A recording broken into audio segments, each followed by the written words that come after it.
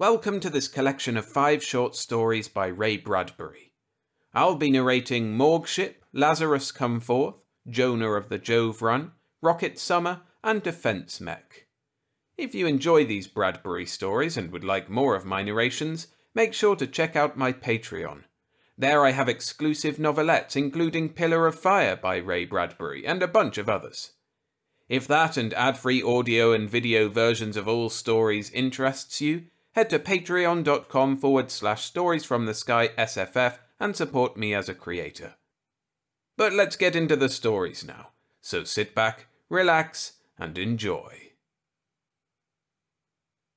Morgue Ship by Ray Bradbury, narrated by William Sky.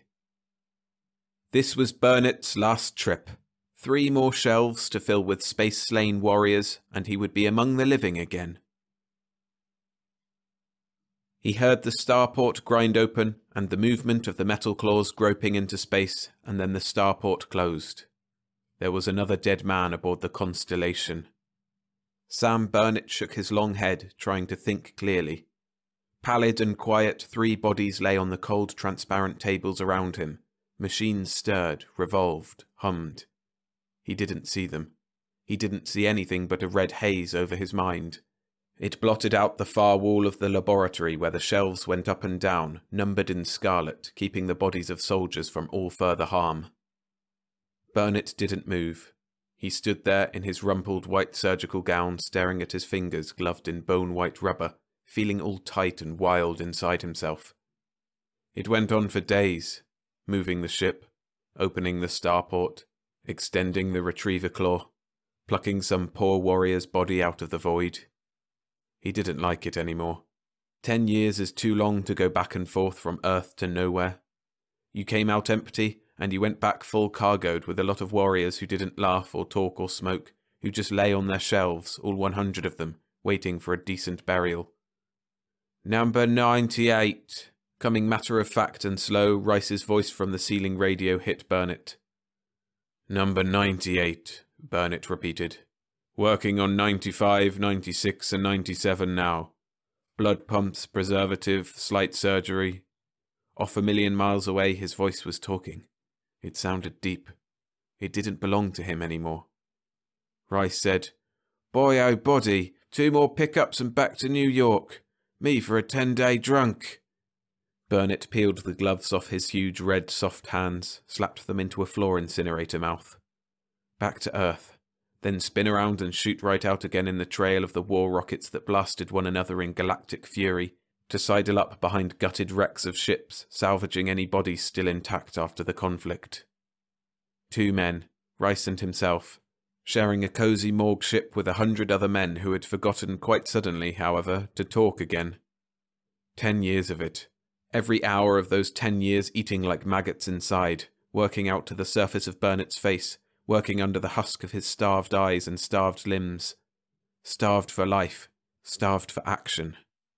This would be his last trip, or he'd know the reason why. "Sam!" Burnett jerked. Rice's voice clipped through the drainage preservative lab, bounded against glassite retorts, echoed from the refrigerator shelves. Burnett stared at the tabled bodies as if they would leap to life, even while preservative was being pumped into their veins. "Sam, on the double! Up the rungs!" Burnett closed his eyes and said a couple of words firmly. Nothing was worth running for anymore. Another body. There had been 100,000 bodies preceding it. Nothing unusual about a body with blood cooling in it. Shaking his head, he walked unsteadily toward the rungs that gleamed up into the airlock control room sector of the rocket. He climbed without making any noise on the rungs. He kept thinking the one thing he couldn't forget. You never catch up with the war. All the colour is ahead of you. The drive of orange rocket traces across stars, the whamming of steel-nosed bombs into elusive targets, the titanic explosions and breathless pursuits, the flags and the excited glory are always a million miles ahead. He bit his teeth together. You never catch up with the war. You come along when space has settled back, when the vacuum has stopped trembling from unleashed forces between worlds. You come along in the dark quiet of death to find the wreckage plunging with all the fury of its original acceleration in no particular direction. You can only see it, You don't hear anything in space but your own heart kicking your ribs. You see bodies, each in its own terrific orbit, given impetus by grinding collisions, tossed from motherships and dancing head over feet forever and forever with no goal. Bits of flesh in ruptured spacesuits, mouths open for air that had never been there in 100 billion centuries. And they kept dancing without music until you extended the retriever claw and culled them into the airlock. That was all the war glory he got. Nothing but the stunned, shivering silence, the memory of rockets long gone, and the shelves filling up all too quickly with men who had once loved laughing. You wondered who all the men were, and who the next ones would be. After 10 years you made yourself blind to them. You went around doing your job with mechanical hands. But even a machine breaks down. "Sam!" Rice turned swiftly as Burnett dragged himself up the ladder. Red and warm, Rice's face hovered over the body of a sprawled enemy official. "Take a look at this!" Burnett caught his breath. His eyes narrowed. There was something wrong with the body. His experienced glance knew that. He didn't know what it was. Maybe it was because the body looked a little too dead. Burnett didn't say anything, but he climbed the rest of the way, stood quietly in the grey metal airlock. The enemy official was as delicately made as a fine white spider. Eyelids, closed, were faintly blue. The hair was thin silken strands of pale gold, waved and pressed close to a veined skull.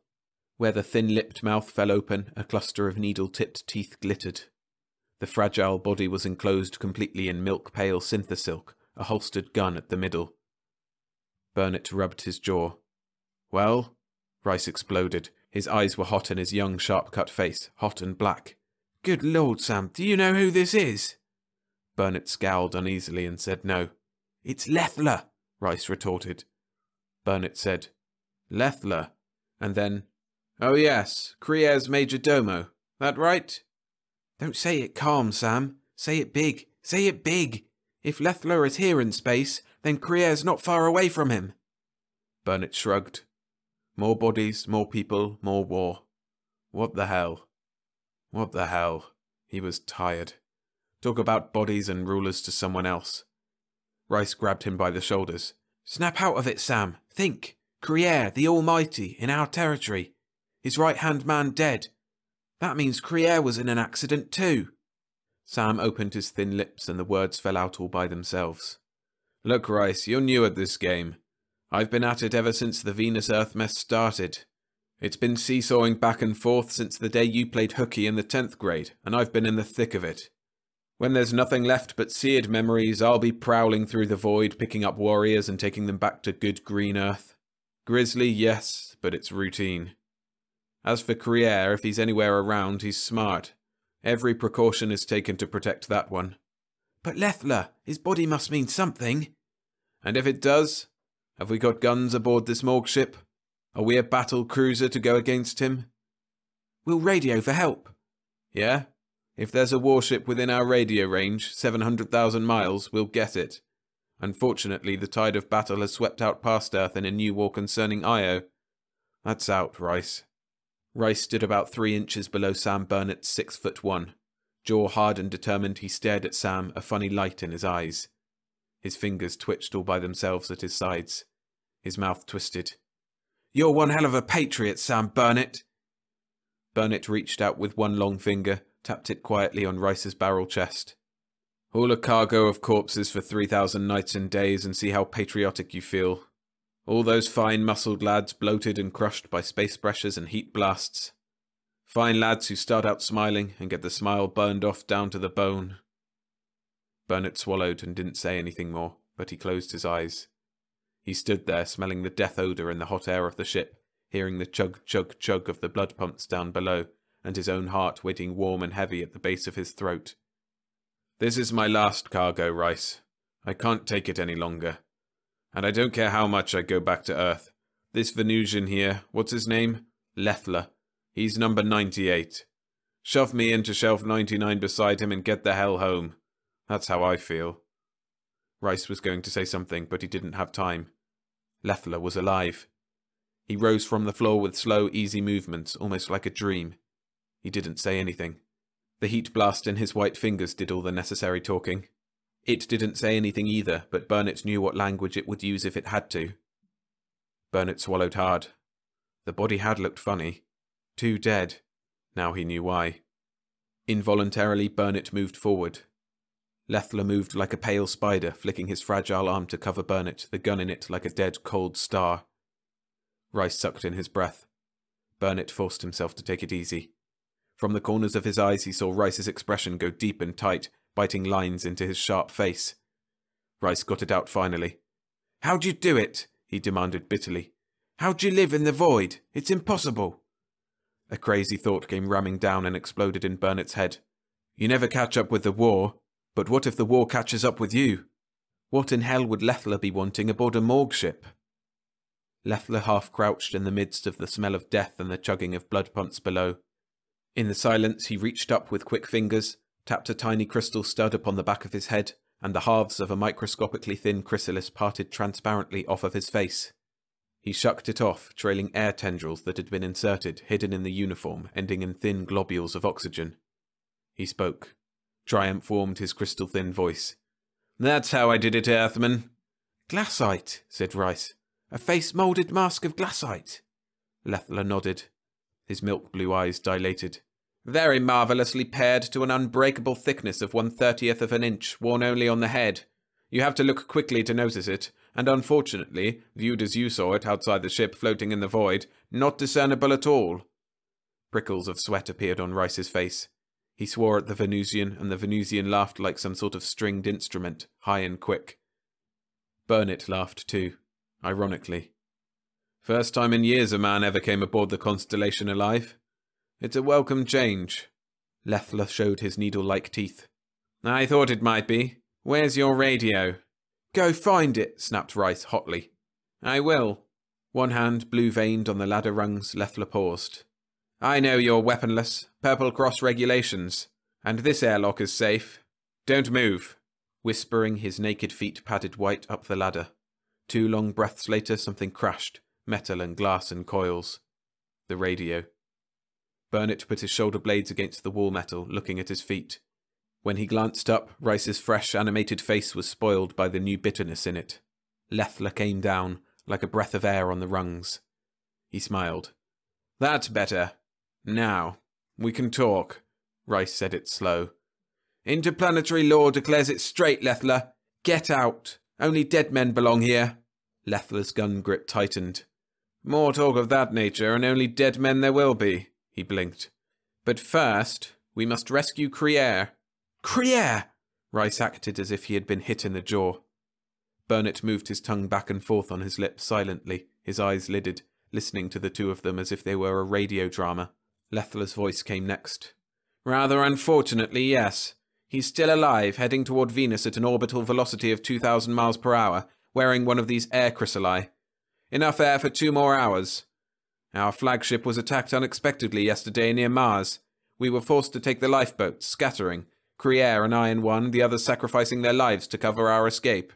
We were lucky. We got through the Earth cordon unseen. But luck can't last forever. We saw your morgue ship an hour ago. It's a long, long way to Venus. We were running out of fuel, food, water. Radio was broken. Capture was certain. You were coming our way. We took the chance. We set a small time bomb to destroy the life rocket and cast off, wearing our chrysali helmets. It was the first time we had ever tried using them to trick anyone. We knew you wouldn't know we were alive until it was too late and we controlled your ship. We knew you picked up all bodies for brief exams, returning alien corpses to space later." Rice's voice was sullen. "A setup for you, huh? Travelling under the protection of the Purple Cross, you can get your damned almighty safe to Venus." Lethler bowed slightly. "Who would suspect a morgue rocket of providing safe hiding for precious Venusian cargo?" "Precious is the word for you, brother," said Rice. "Enough." Lethler moved his gun several inches. "Accelerate toward Venus, motor detectors wide open. Criere must be picked up, now." Rice didn't move. Burnett moved first, feeling alive for the first time in years. "Sure," said Sam, smiling. "We'll pick him up." "No tricks," said Lethler. Burnett scowled and smiled together. "No tricks. You'll have Criere on board the Constellation in half an hour, or I'm no coroner." "Follow me up the ladder." Leffler danced up, turned, waved his gun. "Come on!" Burnett went up, quick, almost as if he enjoyed doing Leffler a favour. Rice grumbled and cursed after him. On the way up, Burnett thought about it, about Leffler poised like a white feather at the top, holding death in his hand. You never knew whose body would come in through the starport next. Number 98 was Leffler. Number 99 would be Criere. There were 2 shelves numbered and empty. They should be filled. And what more proper than that Criere and Leffler should fill them? But, he chewed his lip, that would need a bit of doing, and even then the cargo wouldn't be full. Still one more body to get, 100. And you never knew who it would be. He came out of the quick thoughts when he looped his long leg over the hull rim, stepped up, faced Leffler in a cramped control room that was one glittering swirl of silver levers, audio plates and visuals. Chronometers clicking told of the steady dropping toward the sun at a slow pace. Burnett set his teeth together, bone against bone. Help Criere escape?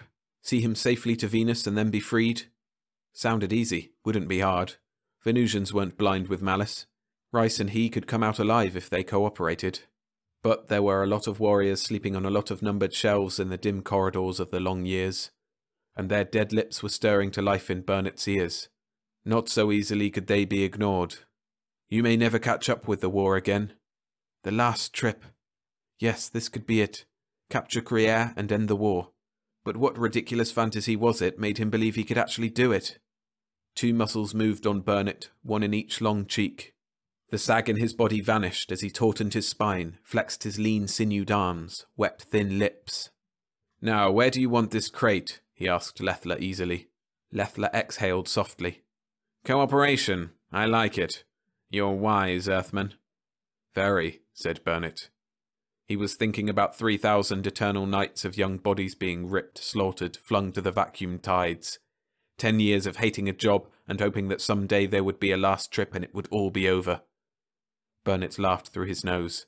Controls moved under his fingers like fluid, loved, caressed, tended by his familiar touching. Looking ahead, he squinted. "There's your ruler now, Leffler, doing somersaults. Looks dead. A good trick." "Cut power! We don't want to burn him!" Burnett cut. Criere's milky face floated dreamily into a visual screen, eyes sealed, lips gaping, hands sagging, clutching emptily at the stars. "We're about 50 miles from him, catching up." Burnett turned to Leffler with an intent scowl. Funny.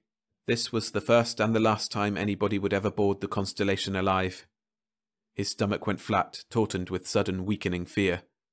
If Criere could be captured, that meant the end of the war, the end of shelves stacked with sleeping warriors, the end of this blind searching. Criere then had to be taken aboard. After that... Criere, the Almighty, at whose behest all space had quivered like a smitten gong for part of a century. Criere, revolving in his neat water-blue uniform, emblems shining gold, heat gun tucked in glossy jet holster. With Criere aboard, chances of overcoming him would be eliminated.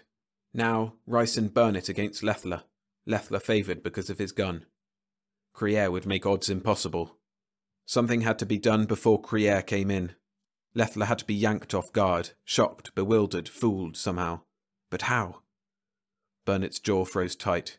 He could feel a spot on his shoulder blade where Leffler would send a bullet crashing into rib, sinew, artery, heart. There was a way, and there was a weapon. And the war would be over, and this would be the last trip. Sweat covered his palms in a nervous smear. "Steady, Rice," he said matter-of-factly. With the rockets cut, there was too much silence, and his voice sounded guilty, standing up alone in the centre of that silence. "Take controls, Rice. I'll manipulate the starport." Burnett slipped from the control console. Rice replaced him grimly. Burnett strode to the next console of levers. That spot on his back kept aching like it was Sear-branded X. For the place where the bullet sings and rips. And if you turn quick, catching it in the arm first, why... Criere loomed bigger, a white spider delicately dancing on a web of stars. His eyes flicked open behind the glassite sheath and saw the constellation. Criere smiled. His hands came up. He knew he was about to be rescued. Burnett smiled right back at him. What Criere didn't know was that he was about to end a 10 years war. There was only one way of drawing Leffler off guard, and it had to be fast. Burnett jabbed a purple-topped stud. The starport clashed open as it had done 1,000 times before. but for the first time it was a good sound.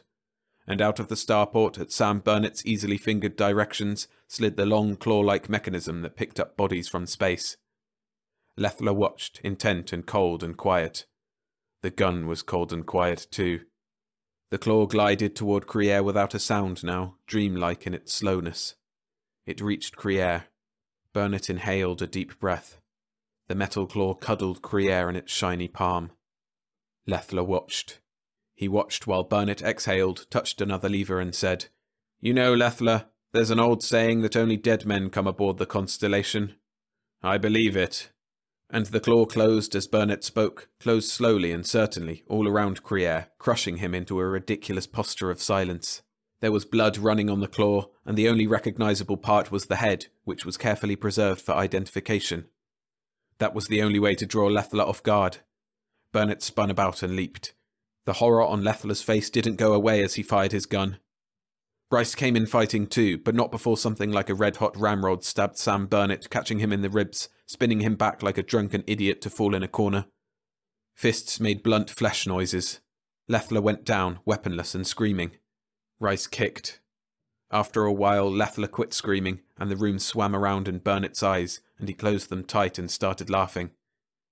He didn't finish laughing for maybe 10 minutes. He heard the retriever claws come inside and the starport grind shut. Out of the red darkness, Rice's voice came, and then he could see Rice's young face over him. Burnett groaned. Rice said, "Sam, you shouldn't have done it. You shouldn't have, Sam." "To hell with it." Burnett winced and fought to keep his eyes open. Something wet and sticky covered his chest. "I said this was my last trip, and I meant it. One way or the other, I'd have quit." "This is the hard way." "Maybe. I dunno. Kind of nice to think of all those kids who'll never have to come aboard the Constellation, though, Rice." His voice trailed off. "You watch the shelves fill up, and you never know who'll be next. Who'd have thought, 4 days ago?" Something happened to his tongue, so it felt like hard ice blocking his mouth. He had a lot more words to say, but only time to get a few of them out. "Rice?" "Yeah, Sam?" "We haven't got a full cargo, boy." "Full enough for me, sir." "But still not full. If we went back to center base without filling the shelves, it wouldn't be right. Look there. Number 98 is Lethler. Number 99 is Crier. 3,000 days of rolling this rocket, and not once come back without a bunch of the kids who want to sleep easy on the good green earth. Not right to be going back anyway, but the way we used to." His voice got all full of fog, as thick as the fists of a dozen warriors. Rice was going away from him. Rice was standing still, and Burnett was lying down, not moving, but somehow Rice was going away a million miles. "Ain't I one hell of a patriot, Rice?" Then everything got dark except Rice's face, and that was starting to dissolve. 98 Lethler, 99 Crier. He could still see Rice standing over him for a long time, breathing out and in. Down under the tables, the blood pumps pulsed and pulsed, thick and slow. Rice looked down at Burnett, and then at the empty shelf at the far end of the room, and then back at Burnett again. And then he said softly, 100.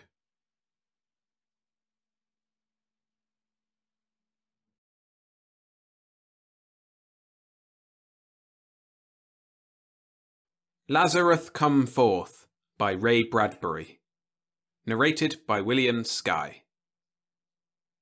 The Morgue Ship had gleaned information from space that would end the 300-year war, knowledge that would defeat the aggressor Martians, if Brandon could carry it to Earth. Logan's way of laughing was bad. "There's a new body up in the airlock, Brandon. Climb the rungs and have a look." Logan's eyes had a green shine to them, eager and intent. They were ugly, obscene. Brandon swore under his breath. This room of the Morgue Ship was crowded with their two personalities. Besides that, there were scores of cold shelves of bodies freezing quietly, and the insistent vibration of the coroner tables, machinery spinning under them. And Logan was like a little machine that never stopped talking. "Leave me alone." Brandon rose up, tall and thinned by the years, looking as old as a pocked meteor. "Just keep quiet." Logan sucked his cigarette. Scared to go upstairs? Scared it might be your son we just picked up? Brandon reached Logan in about one stride, and while the morgue ship slipped on through space, he clenched the coroner's blue uniform with the small bones inside it and hung it up against the wall, pressing inward until Logan couldn't breathe. Logan blew air, his eyes looked helpless. He tried to speak and could only grunt like a stuck pig. He waved his short arms, flapping. Brandon kept him there, crucified on a fist. I told you, let me search for my own son's body in my own way. I don't need your tongue. Logan's eyes were losing their shine, were getting blind and glazed. Brandon stepped back, releasing the little assistant. Logan bumped softly against metal flooring, his mouth hungry for air, his nostrils flaring for breath. Brandon watched the little face of Logan over the crouched, gasping body, with red colour and anger shooting up into it with every passing second. Coward! He threw it out of himself, Logan did. Got yellow, neon tubing for your spine. Coward! Never went to war. Never did anything for Earth against Mars. Brandon said the words in slow motion. Shut up. Why? Logan crept back, inching up the metal hull. The blood pumps under the skirts of the tables pulsed across the warm silence. Does it hurt, the truth? Your son'd be proud of you, okay? Ha! He coughed and spat. He was so damn ashamed of you he went and signed up for space combat. So he got lost from his ship during a battle. Logan licked his lips very carefully. So, to make up for it, you signed on a morgue ship. Try to find his body. Try to make amends. I know you. You wouldn't join the space warriors to fight. No guts for that. Had to get a nice easy job on a morgue ship. Lines appeared in Brandon's gaunt cheeks. His eyes were closed, the lids pale. He said, and tried to believe it himself, Someone has to pick up the bodies after the battle. They can't go flying on forever in their own orbits. They deserve burial. The bitterness of Logan struck even deeper. Who are you trying to convince? He was on his feet now. Me? It's different. I got a right to running this ship. I was in the other war. You're a liar, Brandon retorted. You hunted radium in the asteroids with a mineral tug. You took this morgue ship job so you could go right on hunting radium, picking up bodies on the side. Logan laughed softly, but not humorously. So what? Least I'm no coward. I'll burn anybody gets in my way. He thought it over. Unless, he added, they give me a little money. Brandon turned away, feeling ill. He forced himself to climb up the rungs toward that airlock where that fresh body lay, newly stillborn from space by the retrieving claw. His palms let wet shining prints on the rungs. His climbing feet made a soft noise in the cold metal silence. The body lay in the cold airlock centre, as thousands had lain before. Its posture was one of easy slumber, relaxed, and not speaking ever again. Brandon took in his breath. Numbly he realized it was not his son. Every time a new body was found, he feared and yet hoped it would be Richard. Richard of the easy laughter and good smile and dark curly hair. Richard who was now floating off somewhere toward some far eternity. Brandon's eyes dilated. He went to his knees, and with efficient darts of his eyes, he covered the vital points of this strange uniform with the young body inside it. His heart pounded briefly, and when he got up again, he acted like he had been struck in the face. He walked unsteadily to the rungs. Logan, he called down the hole in a numbed voice. Logan, come up here, quick. Logan climbed lazily up, emitting grunts and smoke. Look here, said Brandon, kneeling again by the body. Logan looked and didn't believe it. Where in hell do you get that? Lying there, the face of the body was like snow framed by the ebon black of the hair. The eyes were blue jewels caught in the snow. There were slender fingers reclining against the hips. But, most important of all, was the cut of the silver metal uniform, the grey leather belt and the bronze triangle over the silent heart, with the numerals 51 on it. Logan held on to the rungs. 300 years old, he whispered it. 300 years old, he said. Yes, the numerals 51 were enough for Brandon. After all these centuries and in perfect condition. Look how calm he is. Most corpse faces aren't pretty. Something happened 300 years ago, and he's been drifting alone ever since. Aye. Brandon caught his breath. What's wrong? Snapped Logan. This man, said Brandon wonderingly, committed suicide. How do you figure? There's not a mark of decompression, centrifugal force, disintegrator or ray burn on him. He simply stepped out of a ship. Why should a scientist of the 51 Circle commit suicide? They had wars back there too, said Logan. But this is the first time I ever seen a stiff from one of them. It can't happen. He should have been messed up by meteors. A strange prickling crept over Brandon. When I was a kid, I remember thumbing through history books, reading about those famous 51 scientists of the Circle who were doing experimental work on Pluto back in the year 2100. I memorized their uniforms and this bronze badge. I couldn't mistake it. There was a rumor that they were experimenting with some new universal power weapon. A myth, said Logan. Who knows? Maybe. Maybe not. But before that super weapon was completed, Earth fell beneath Mars's assault.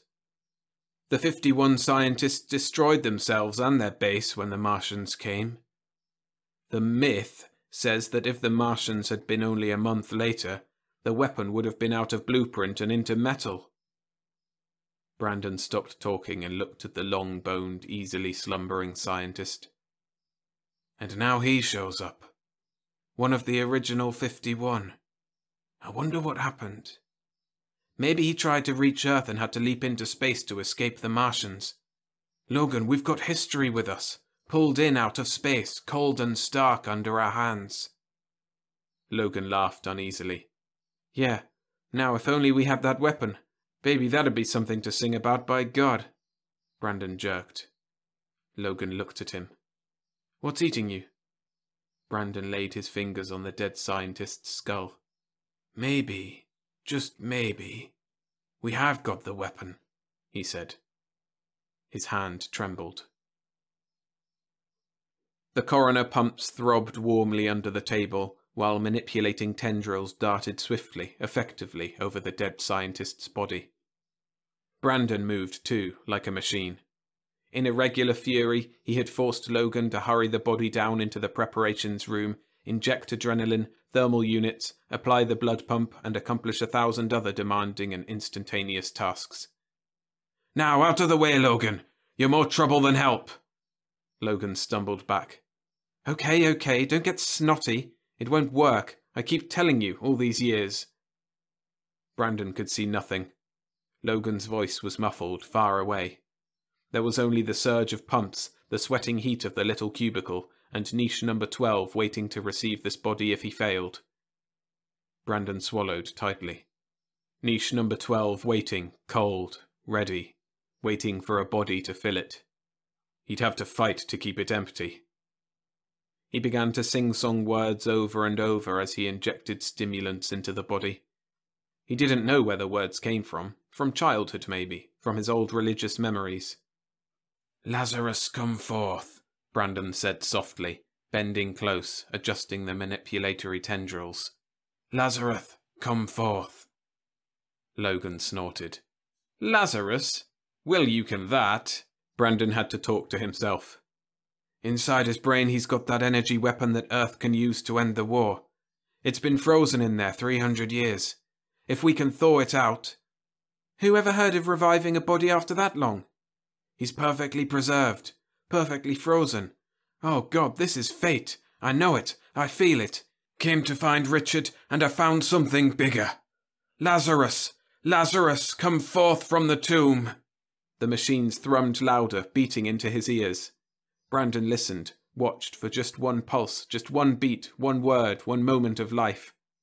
Air for the lungs! And Brandon attached oxygen cones over the fine nose and relaxed lips. Pressure on the ribs! Metal plates pressuring the rib case slowly out and in. Circulation! Brandon touched the control at the foot of the table, and the whole table tilted back and forth in a whining teeter-totter. A report clipped through on the audio. Morgue Ship!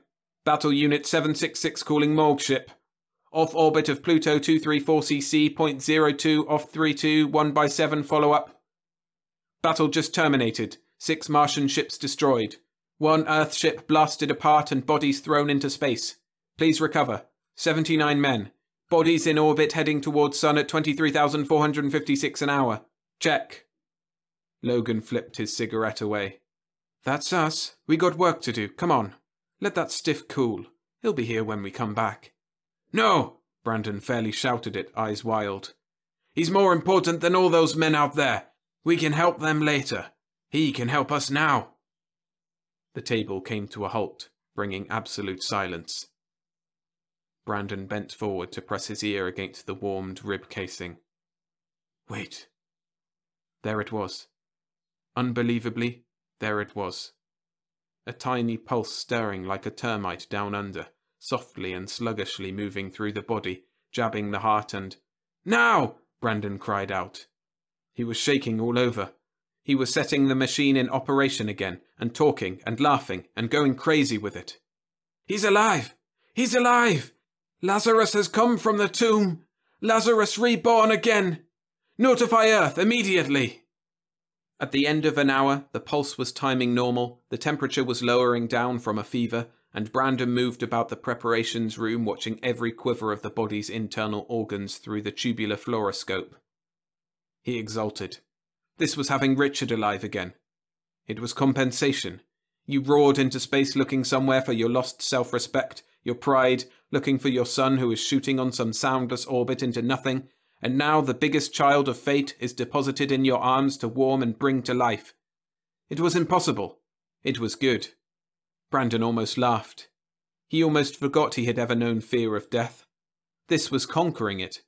This was like bringing Richard back to life, but even more. It meant things to Earth and humanity, things about weapons and power and peace. Logan interrupted Brandon's exultant thinking by blowing smoke in his face. You know something, Brandy? This is damn good.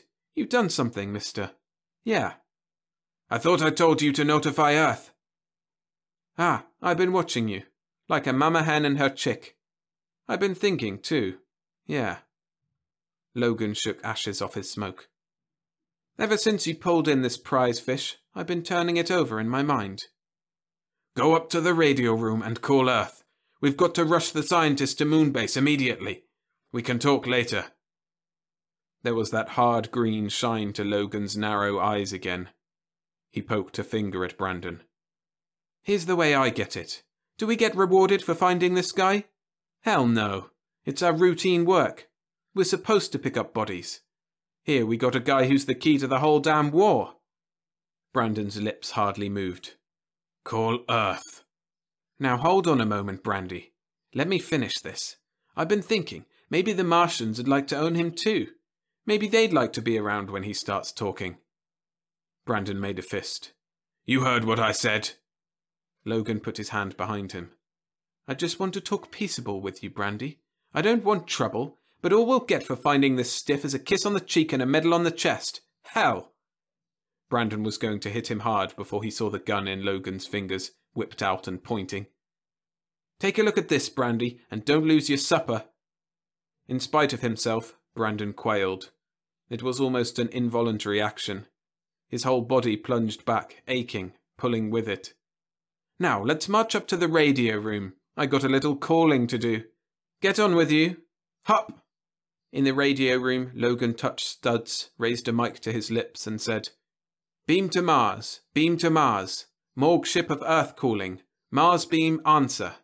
After an interval, Mars gave answer. Logan said, I've just picked up the body of a 51 Circle scientist. He's been resuscitated. Give me your fleet commander. I got things to talk over with him. Logan smiled. Oh, hello, Commander. Half an hour later, the discussions were over, the plans made. Logan hung up, satisfied. Brandon looked at him as if he couldn't believe he was serious. Back down in the control room, Logan set a course and then forced Brandon to get the body ready. He bragged about the deal. A half-ton of radium, Brandy. Not bad, eh? Good pay. More than Earth had ever give me for my routine duty. Brandon shuddered. You fool. The Martians will kill us. Uh-huh. Logan pantomimed him into moving the body onto a rollered table and taking it to the emergency lifecraft airlock. I'm not that dumb. I'm having you wire this emergency lifeboat with explosive. We'll collect the minerals first. We blow up the body if the Martians act funny. We make them wait until we've collected our half and gotten 5 hours start toward Earth before we allow them to pick up the body. Nice, huh?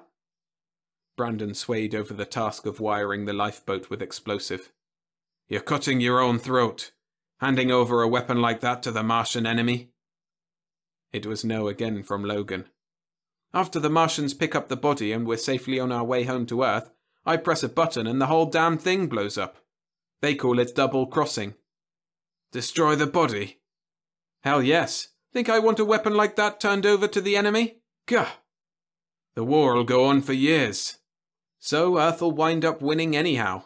We're getting along, slow but sure. And when the war's over, I got a load of radium to set myself up in business and a big future in front of me. So you kill millions of men, for that? What'd they do for me? Ruined my guts in the last war. There had to be some argument, something to say, quick, something to do to a man like Logan. Brandon thought quickly. Look, Logan, we can work this, but save the body. Don't be funny. Put one of the other bodies in the ship we send out. Save Lazarus's body and run back to Earth with it, insisted Brandon. The little assistant shook his head. The Martians will have an intramaterial beam focused on the emergency ship when they get within 100,000 miles of her. They'll be able to tell then if the body's dead or alive. No dice, Brandy. It was hardly like leaping himself, thought Brandon. It was just frustration and rage and unthinking action. Brandon jumped. Logan hardly flicked an eyelid as he pressed the trigger of his paragun. It paralyzed the legs from under Brandon, and he collapsed. The gun sprayed over his groin and chest and face, too, in a withering shower of red-hot needles. The lights went out. There was a loose sensation of empty space and acceleration minus power. Pure soundless momentum. Brandon forced his eyes open painfully and found himself alone in the preparations room, lying stretched upon one of the coroner tables, bound with metal fibre. Logan! He bellowed it up through the ship. He waited. He did it again. Logan! He fought the metal fibre, knotting his fists, twisting his arms. He yanked himself back and forth. It pretty well held, except for a looseness in the right-hand binding. He worked on that. Upstairs, a queer, detached Martian bass voice intoned itself. 500,000 miles. Prepare your emergency craft with the body of the scientist inside of it, Morgue Ship. At 300,000 miles, release the emergency craft. We'll release our mineral payment ship now, giving you a half-hour leeway to pick it up. It contains the exact amount you asked for. Logan's voice next. Good. The scientist is alive, still, and doing well. You're getting a bargain. Brandon's face whitened, bringing out all the hard, scared bones of it, the cheeks and brow and chin bones. He jerked against the binding, and it only jumped the air from his lungs, so he sobbed. Breathing deeply, he lay back. They were taking his child back out into space. Lazarus, his second son whom he had birthed out of space with a metal retriever, they were taking back out and away from him. You can't have your real son, so you take the second best and you slap him into breathing life, into breathing consciousness, and before he is a day old, they try to tear him away from you again. Brandon fairly yelled against his manacles of wire. Sweat came down his face, and the stuff from his eyes wasn't all sweat. Logan tiptoed down the hard rungs, grinning. Awake, Sleeping Beauty? Brandon said nothing. His right hand was loosened. It was wet and loosened, working like a small white animal at his side, slipping from its wire trap. You can't go ahead with it, Logan. Why not? The Earth Tribunal will find out. You won't tell them. Logan was doing something across the room. He was the only moving thing in front of 100 cold shelves of sleeping warriors. Brandon gasped, tried to get up, fell back. How will you fake my death? With an injection of sulfacardium. Heart failure. Too much pulse on a too old heart. Simple. Logan turned and there was a hypodermic in his hand. Brandon lay there. The ship went on and on. The body was upstairs, lying breathing in its metal cradle, mothered by him and jerked to life by him, and now going away. Brandon managed to say, "Do me a favour." "What?" "Give me the drug now. I don't want to be awake when you send Lazarus out. I don't want that."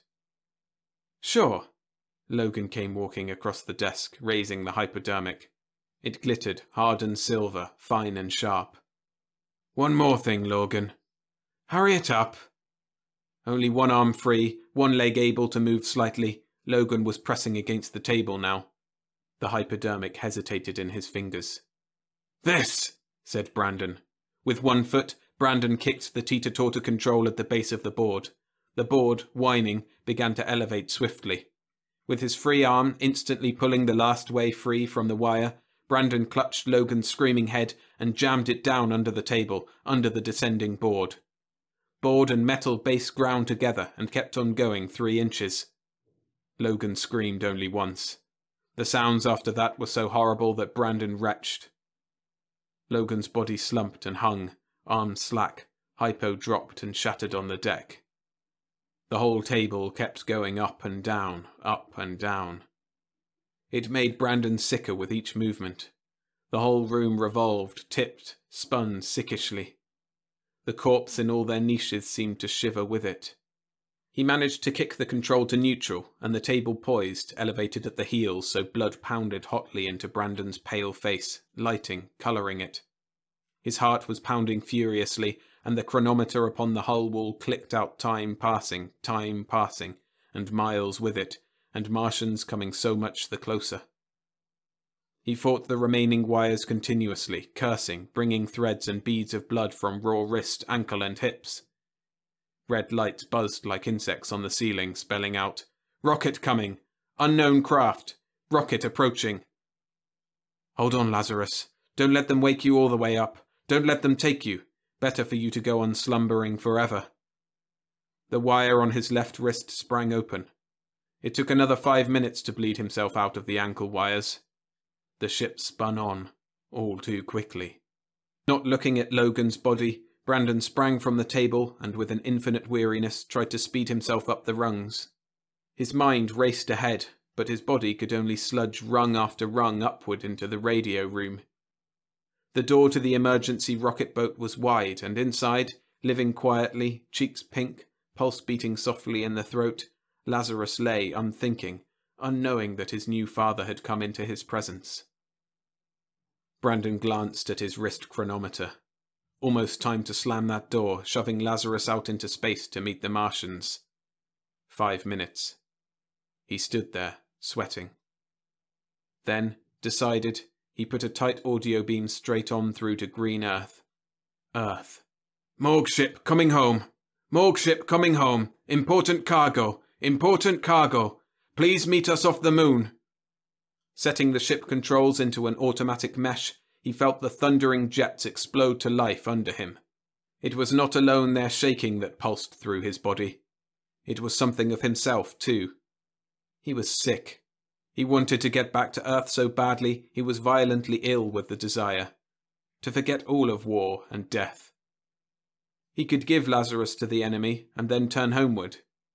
Yes, he supposed he could do that. But give up a second son where you already have given up one? No. No. Or destroy the body now? Brandon fingered a ray gun momentarily. Then he threw it away from him, eyes closed, swaying. No. And if he should try to run away to Earth now? The Martians would pursue and capture him. There was no speed in a Morgue ship to outdistance superior craft. Brandon walked unsteadily to the side of the sleeping scientist. He watched him a moment, touching him, looking at him with a lost light in his eyes. Then he began the final preparations, lifting the scientist, going toward the life rocket. The Martians intercepted the emergency life rocket at 5199 CVZ. The Morgue ship itself was nowhere visible. It had already completed its arc and was driving back toward Earth. The body of Lazarus was hurried into the hospital cubicle of the Martian rocket. The body was laid upon a table, and immediate efforts were made to bring it out of its centuries of rest. Lazarus reclined, silver uniform belted across the middle with soft mouse-grey leather, bronze symbol 51 over the heart. Breathlessly, the Martians crowded in about the body, probing, examining, trying, waiting. The room got very warm. The little purple eyes blinked, hot and tensed. Lazarus was breathing deeply now, sighing into full aware life, Lazarus coming from the tomb. After 300 years of avoid death. Armed guards stood on both sides of the medical table, weapons poised, torture mechanisms ready to make Lazarus speak if he refused to tell. The eyes of Lazarus fluttered open. Lazarus out of the tomb. Lazarus seeing his companions, iris widening upon itself, forcing shape out of mist. Seeing the curious blue skulls of anxious Martians collected in a watching crowd about him. Lazarus living, breathing, ready to speak. Lazarus lifted his head, curiously, parted his lips, wetted them with his tongue, and then spoke. His first words were, "What time is it?" It was a simple sentence, and all of the Martians bent forward to catch its significance as one of the Martians replied, 23:45. Lazarus nodded and closed his eyes and lay back. Good. He's safe then by now. He's safe. The Martians closed in, waiting for the next important words of the waking dead. Lazarus kept his eyes closed, and he trembled a little, as if, in spite of himself, he couldn't help it. He said, "My name is Brandon." Then Lazarus laughed.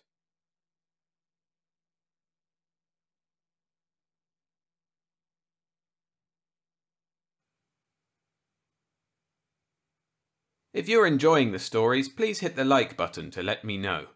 It also helps this channel grow. Thanks. Jonah of the Jove Run by Ray Bradbury. Narrated by William Skye. They hated this little beat-up old guy. Even if his crazy cosmic brain could track a meteor clear across the galaxy, why did he have to smash the supersensitive detectors? Nibley stood in the changing shadows and sounds of Marsport, watching the great supply ship Terror being entered and left by a number of officials and mechanics. Something had happened. Something was wrong. There were a lot of hard faces and not much talk. There was a bit of swearing, and everybody looked up at the night sky of Mars, waiting. But nobody came to Nibley for his opinion or his help. He stood there, a very old man, with a slack-gummed face and eyes like the little bubbly stalks of crayfish looking up at you from a clear creek. He stood there fully neglected. He stood there and talked to himself. "They don't want me or need me," he said. "Machines are better nowadays. Why should they want an old man like me with a taste for Martian liquor? They shouldn't. A machine isn't old and foolish and doesn't get drunk." Way out over the Dead Sea bottoms, Nibley sensed something moving. Part of himself was suddenly awake and sensitive. His small, sharp eyes moved in his withered face.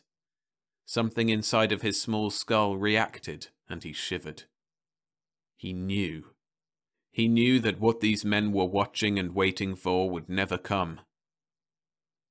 Nibley edged up to one of the astrogators from the Terror. He touched him on the shoulder. "Say," he said. "I'm busy," said the astrogator. "I know," said Nibley, "but if you're waiting for that small repair rocket to come through with the extra auxiliary asteroid computator on it, you're wasting your time." "Like hell," said the astrogator, glaring at the old man. "That repair rocket's got to come through, and quick. We need it. It'll get here." No, it won't, said Nibley sadly, and shook his head and closed his eyes. It just crashed a second ago out on the Dead Sea bottom. I felt it crash. I sensed it going down. It'll never come through. Go away, old man, said the astrogator. I don't want to hear that kind of talk. It'll come through. Sure, it has to come through. The astrogator turned away and looked at the sky, smoking a cigarette.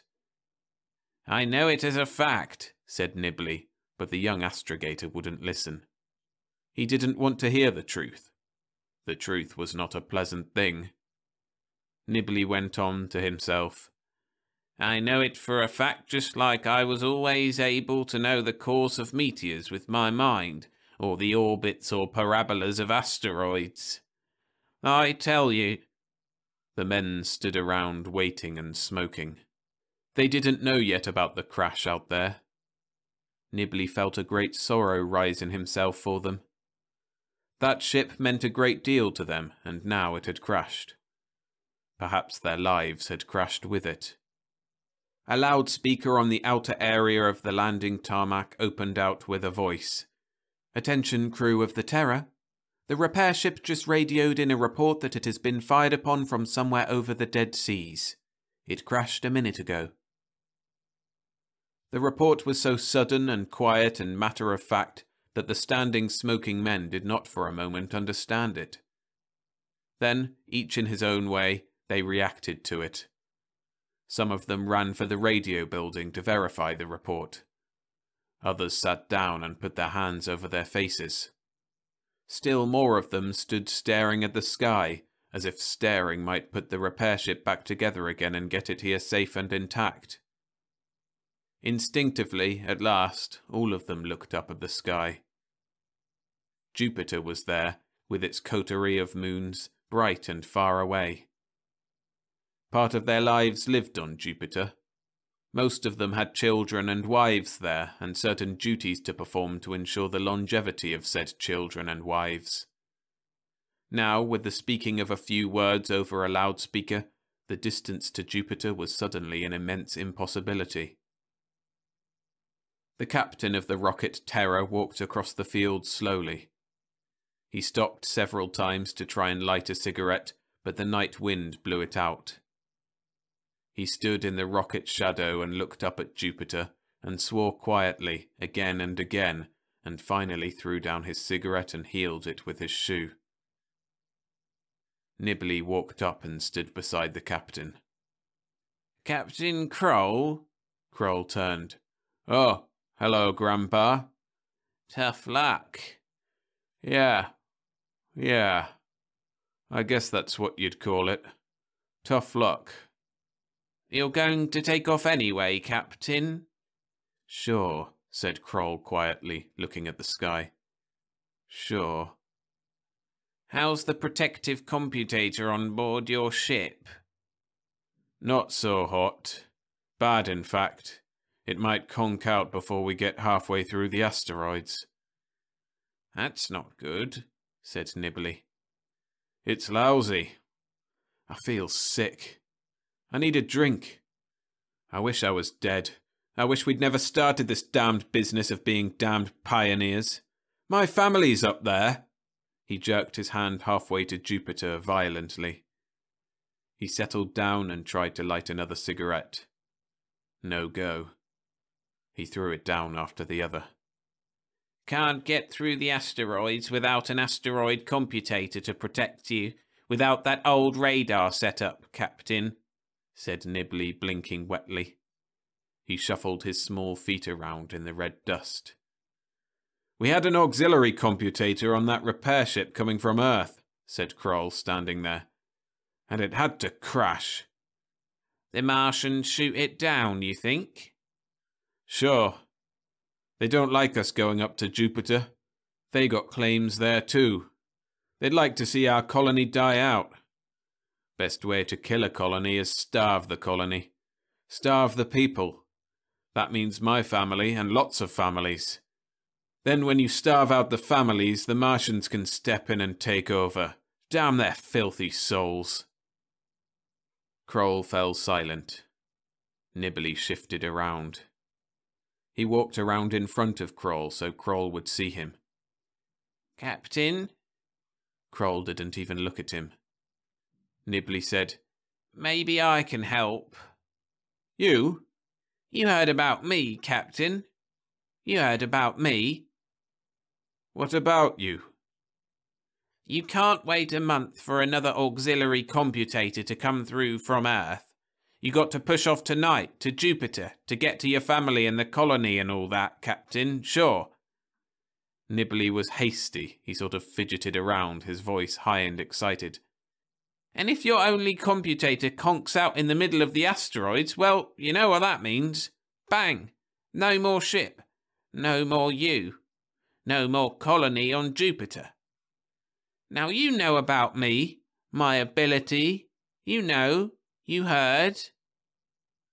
Kroll was cool and quiet and far away. I heard about you, old man. I heard lots. They say you got a funny brain and do things machines can't do. I don't know. I don't like the idea. But you got to like the idea, Captain. I'm the only one can help you now. I don't trust you. I heard about your drinking that time and wrecking that ship. I remember that. But I'm not drinking now. See? Smell my breath. Go ahead. You see? Kroll stood there. He looked at the ship, and he looked at the sky, and then at Nibley. Finally, he sighed. Old man, I'm leaving right now. I might just as well take you along as leave you. You might do some good. What can I lose? Not a damned thing, Captain, and you won't be sorry, cried Nibley. Step lively, then. They went to the rocket, Kroll running, Nibley hobbling along after. Trembling excitedly, Nibley stumbled into the rocket. Everything had a hot mist over it. First time on a rocket in 10 years, by God. Good. Good to be aboard again. He smelled it. It smelled fine. It felt fine. Oh, it was very fine indeed. First time since that trouble he got into off the planet Venus. He brushed that thought away. That was over and past. He followed Kroll up through the ship to a small room in the prow. Men ran up and down the rungs.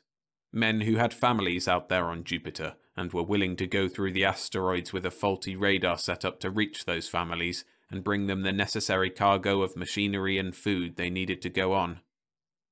Out of a warm mist, old Nibley heard himself being introduced to a third man in the small room. Douglas, this is Nibley, our auxiliary computating machine. A pull time for joking, Captain. It's no joke, cried Nibley. Here I am. Douglas eyed Nibley with a very cold and exact eye. No, he said. No, I can't use him. I'm computant mechanic. And I'm captain, said Kroll. Douglas looked at Kroll. We'll shove through to Jupiter with just our leaky set of radar computators. That's the way it'll have to be. If we're wrecked halfway, well, we're wrecked. But I'll be damned if I go along with a decrepit son of a witch doctor. Nibley's eyes watered. He sucked in on himself. There was a pain round his heart and he was suddenly chilled. Kroll started to speak, but a gong rattled and banged and a voice shouted. Stations! Gunners up! Hammocks! Take off! Take off! Stay here! Kroll snapped it at the old man.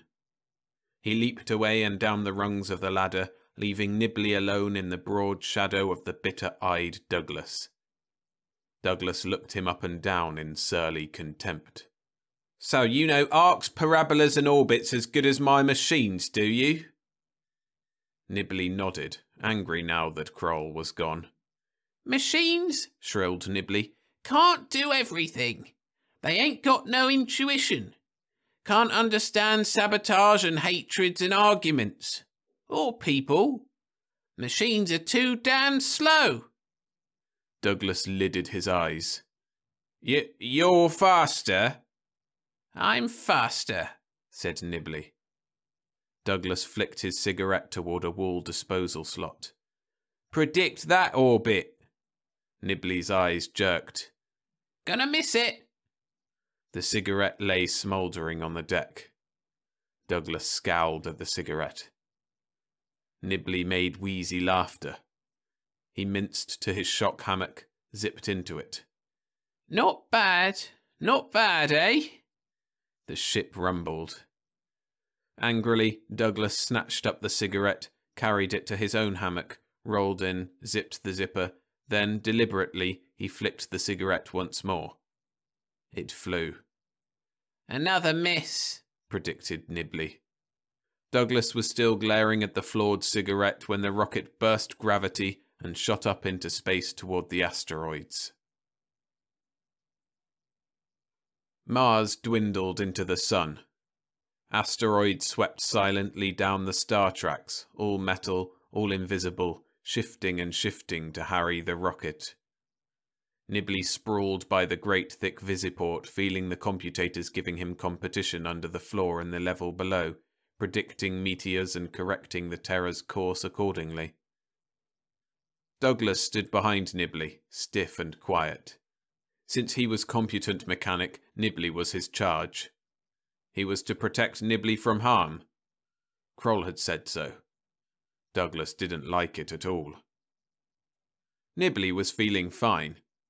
It was like the old days. It was good. He laughed. He waved at nothing outside the port. Hi there, he called. Meteor, he explained in an aside to Douglas.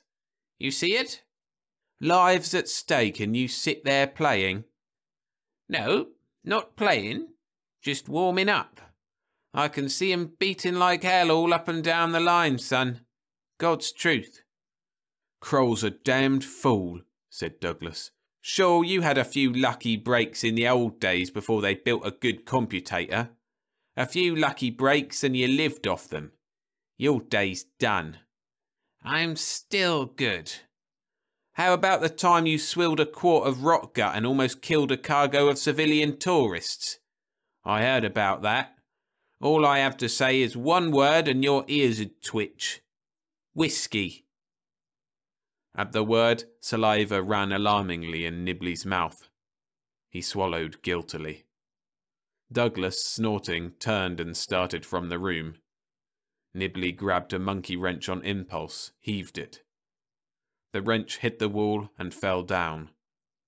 Nibley wheezed. Wrench got an orbit like everything. Fair bit of computation I did. 1 point over and I'd have flanked that crumb. There was silence now as he hobbled back and sat wearily to stare into the stars. He felt all of the ship's men around him. Vague, warm electrical stirrings of fear, hope, dismay, exhaustion. All their orbits coming into a parallel trajectory now. All living in the same path with him. And the asteroid smashed down with an increasing swiftness. In a very few hours, the main body of missiles would be encountered. Now, as he stared into space, he felt a dark orbit coming into conjunction with his own. It was an unpleasant orbit, one that touched him with fear. It drew closer. It was dark. It was very close now. A moment later, a tall man in a black uniform climbed the rungs from below and stood looking at Nibley. "I'm Bruno," he said. He was a nervous fellow and kept looking around at the walls, the deck, at Nibley. "I'm food specialist on board. How come you're up here? Come down to mess later. Join me in a game of Martian chess." Nibley said, "I'd beat the hell out of you. Wouldn't pay. It's against orders for me to be down below anyways." "How come?" "Never you, never mind. Got things to do up here. I notice things. I'm charting a special course in a special way. Even Captain Kroll don't know every reason why I'm making this trip. Got my own personal reasons. I see 'em coming and going, and I got their orbits picked neat and dandy. Meteors, planets, and men. Why, let me tell you... Bruno tensed somewhat forward. His face was a little too interested. Nibley didn't like the feel of the man. He was off trajectory. He smelled funny. He felt funny. Nibley shut up. Nice day, he said. Go ahead, said Bruno. You were saying? Douglas stepped up the rungs. Bruno cut it short, saluted Douglas, and left. Douglas watched him go coldly. What'd Bruno want?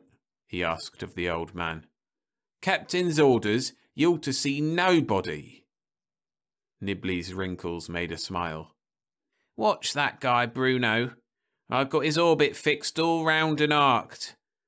I see him going now, and I see him reaching aphelion, and I see him coming back. Douglas pulled his lip. You think Bruno might be working for the Martian industrial clique?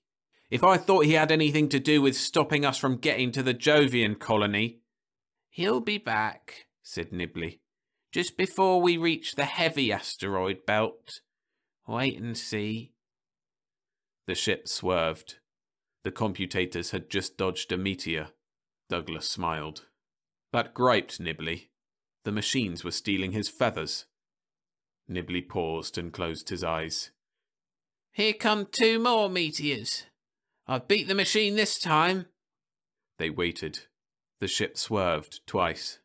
Damn it, said Douglas. 2 hours passed. It got lonely upstairs, said Nibley apologetically. Captain Kroll glanced nervously up from the mess table where he and 12 other men sat. Williams, Simpson, Haynes, Bruno, McClure, Leiber, and the rest. All were eating, but not hungry. They all looked a little sick. The ship was swerving again and again, steadily, back and forth. In a short interval, the heavy belt would be touched. Then there would be real sickness. Okay, said Kroll to Nibley. You can eat with us this once, and only this once. Remember that. Nibley ate like a starved weasel. Bruno looked over at him again and finally asked, How about that chess game? No, I always win. Don't want to brag, but I was the best outfielder playing baseball when I was at school. Never struck out at bat, neither. Damn good. Bruno cut a piece of meat. What's your business now, Gramps? Finding out where things is going, evaded Nibley.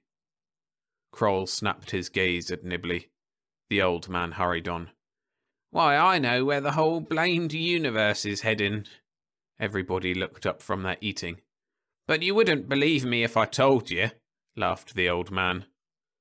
Somebody whistled. Others chuckled. Kroll relaxed. Bruno scowled. Nibley continued. It's a feeling. You can't describe stars to a blind man, or God to anybody. Why, hell's bells, lads, if I wanted I could write a formula on paper, and if you worked it out in your mind, you'd drop dead of symbol poison. Again laughter. A bit of wine was poured all around as a bracer for the hours ahead. Nibley eyed the forbidden stuff and got up. Well, I got to go. Have some wine, said Bruno. No thanks, said Nibley. Go ahead, have some, said Bruno. I don't like it, said Nibley, wetting his lips. That's a laugh, said Bruno, eyeing him. I got to go upstairs. Nice to have ate with you boys. See you later, after we get through the swarms. Faces became wooden at the mention of the approaching belt. Fingers tightened against the table edge. Nibley spidered back up the rungs to his little room alone. An hour later, Nibley was drunk as a chromium-plated pirate. He kept it a secret. He hid the wine bottle in his shock hammock groggily. Stroke of luck. Oh yes, a stroke of luck. Yes. finding that lovely, fine, wonderful wine in the storage cabinet near the visiport. Why, yes, and since he'd been thirsty for so long, so long, so long. Well, gurgle, gurgle. Nibley was drunk. He swayed before the visiport, drunkenly deciding the trajectories of 1,000 invisible nothings. Then he began to argue with himself, drowsily, as he always argued when wine webs were being spun through his skull by red, drowsy spiders. His heart beat dully. His little sharp eyes flickered with sudden flights of anger. "You're some liar, Mr. Nibley," he told himself. "You point at meteors, but who's to prove you right or wrong, eh? You sit up here and wait and wait and wait. Those machines down below spoil it. You never have a chance to prove your ability. No, the captain won't use you. He won't need you. None of those men believe in you, think you're a liar, laugh at you. Yes, laugh. Yes, they call you an old liar." Nibley's thin nostrils quivered. His thin, wrinkled face was crimsoned and wild. He staggered to his feet, got hold of his favourite monkey wrench, and waved it slowly back and forth. For a moment his heart almost stopped in him. In panic he clutched at his chest, pushing, pulling, pumping at his heart to keep it running. The wine, the excitement. He dropped the wrench. "No, not yet." He looked down at his chest, wildly tearing at it. "Not just yet. Oh, please," he cried. "Not until I show them." His heart went on beating, drunkenly, slowly. He bent, retrieved the wrench, and laughed numbly. "I'll show 'em," he cried, weaving across the deck. "Show them how good I am. Eliminate competition. I'll run the ship myself." He climbed slowly down the rungs to destroy the machines. It made a lot of noise. Nibley heard a shout. "Get him!" His hand went down again. There was a scream of whistles, a jarring of flung metal, a minor explosion. His hand went down again, the wrench in it. He felt himself cursing and pounding away. Something shattered. Men ran toward him. This was the computator. He hit upon it once more. Yes! Then he was caught up like an empty sack, smashed in the face by someone's fist, thrown to the deck. "Cut acceleration!" a voice cried far away. The ship slowed. Somebody kicked Nibley in the face. Blackness. Dark. Around and around, down into darkness. When he opened his eyes again, people were talking. "We're turning back." "The hell we are. Kroll says we'll go on anyway." "That's suicide. We can't hit that asteroid belt without radar." Nibley looked up from the floor. Kroll was there, over him, looking down at the old man. "I might have known," he said, over and over again. He wavered in Nibley's sobering vision. The ship hung motionless, silent. Through the ports, Nibley saw they were based on the sunward side of a large planetoid, waiting, shielded from most of the asteroid particles. "I'm sorry," said Nibley. "He's sorry," Kroll swore. "The very man we bring along as relief computator sabotages our machine. Hell!" Bruno was in the room. Nibley saw Bruno's eyes dilate at Kroll's exclamation. Bruno knew now. Nibley tried to get up. "We'll get through the swarm anyway. I'll take you through. That's why I broke that blasted contraption. I don't like competition. I can clear a path through them asteroids big enough to tug Luna through on track 5. "Who gave you the wine?" "I found it. I just found it, that's all." The crew hated him with their eyes. He felt their hatred like so many meteors coming in and striking at him. They hated his shriveled, wrinkled old man guts. They stood around and waited for Kroll to let them kick him apart with their boots. Kroll walked around the old man in a circle. "You think I'd chance you getting us through the belt?" he snorted. "What if we got half through and you got potted again?" He stopped with his back to Nibley. He was thinking. He kept looking over his shoulder at the old man. "I can't trust you." He looked out the port at the stars, at where Jupiter shone in space. "And yet," he looked at the men, "do you want to turn back?" Nobody moved. They didn't have to answer. They didn't want to go back. They wanted to go ahead. "We'll keep on going then," said Kroll. Bruno spoke. "We crew members should have some say. I say go back. We can't make it. We're just wasting our lives." Kroll glanced at him coolly. "You seem to be alone." He went back to the port. He rocked on his heels. "It was no accident Nibley got that wine. Somebody planted it, knowing Nibley's weakness. Somebody who was paid off by the Martian industrials to keep this ship from going through. This was a clever setup. The machines were smashed in such a way as to throw suspicion directly on an innocent, well, almost innocent party. Nibley was just a tool. I'd like to know who handled that tool." Nibley got up, the wrench in his gnarled hand. "I'll tell you who planted that wine. I've been thinking, and now—" Darkness. A short circuit. Feet running on the metal deck. A shout. A thread of fire across the darkness. Then a whistling as something flew, hit. Someone grunted. The lights came on again. Nibley was at the light control.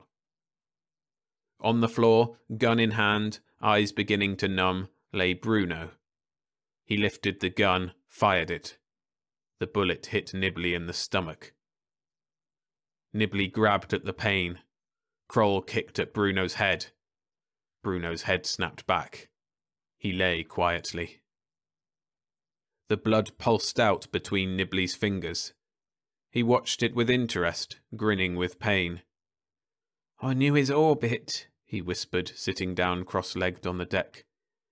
"When the lights went out, I chose my own orbit back to the light switch. I knew where Bruno'd be in the dark. Having a wrench handy, I let fly, choosing my arc naturally. Guess he's got a hard skull, though." They carried Nibley to a bunk. Douglas stood over him, dimly, growing older every second. Nibley squinted up. All the men tightened in upon it. Nibley felt their dismay, their dread, their worry, their nervous anger. Finally, Kroll exhaled. "Turn the ship around," he said. "Go back to Mars."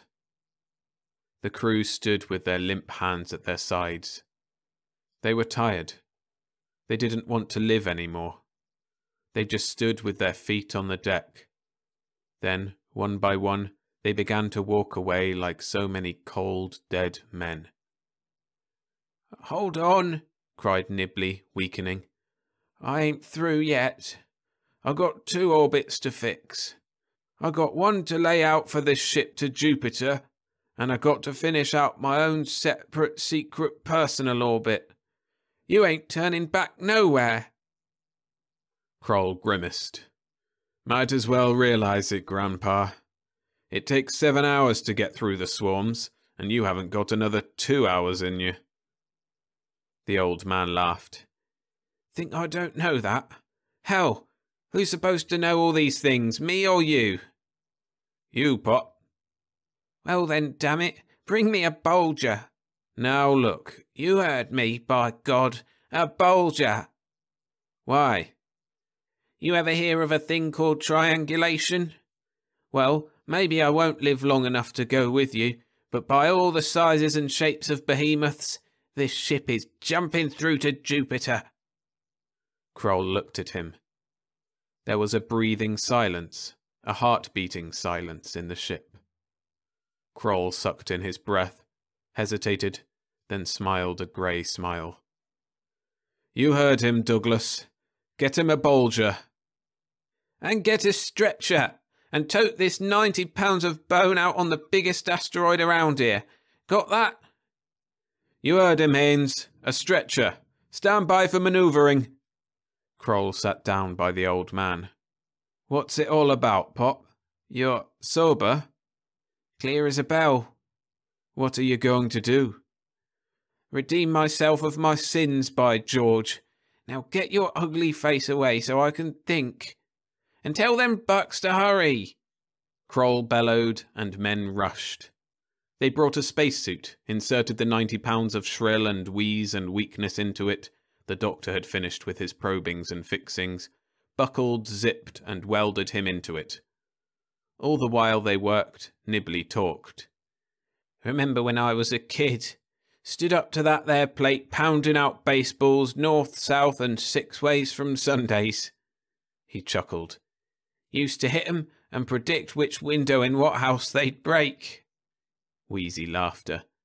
"One day I said to my dad, 'Hey Dad, a meteor just fell on Simpson's garage over in Jonesville.'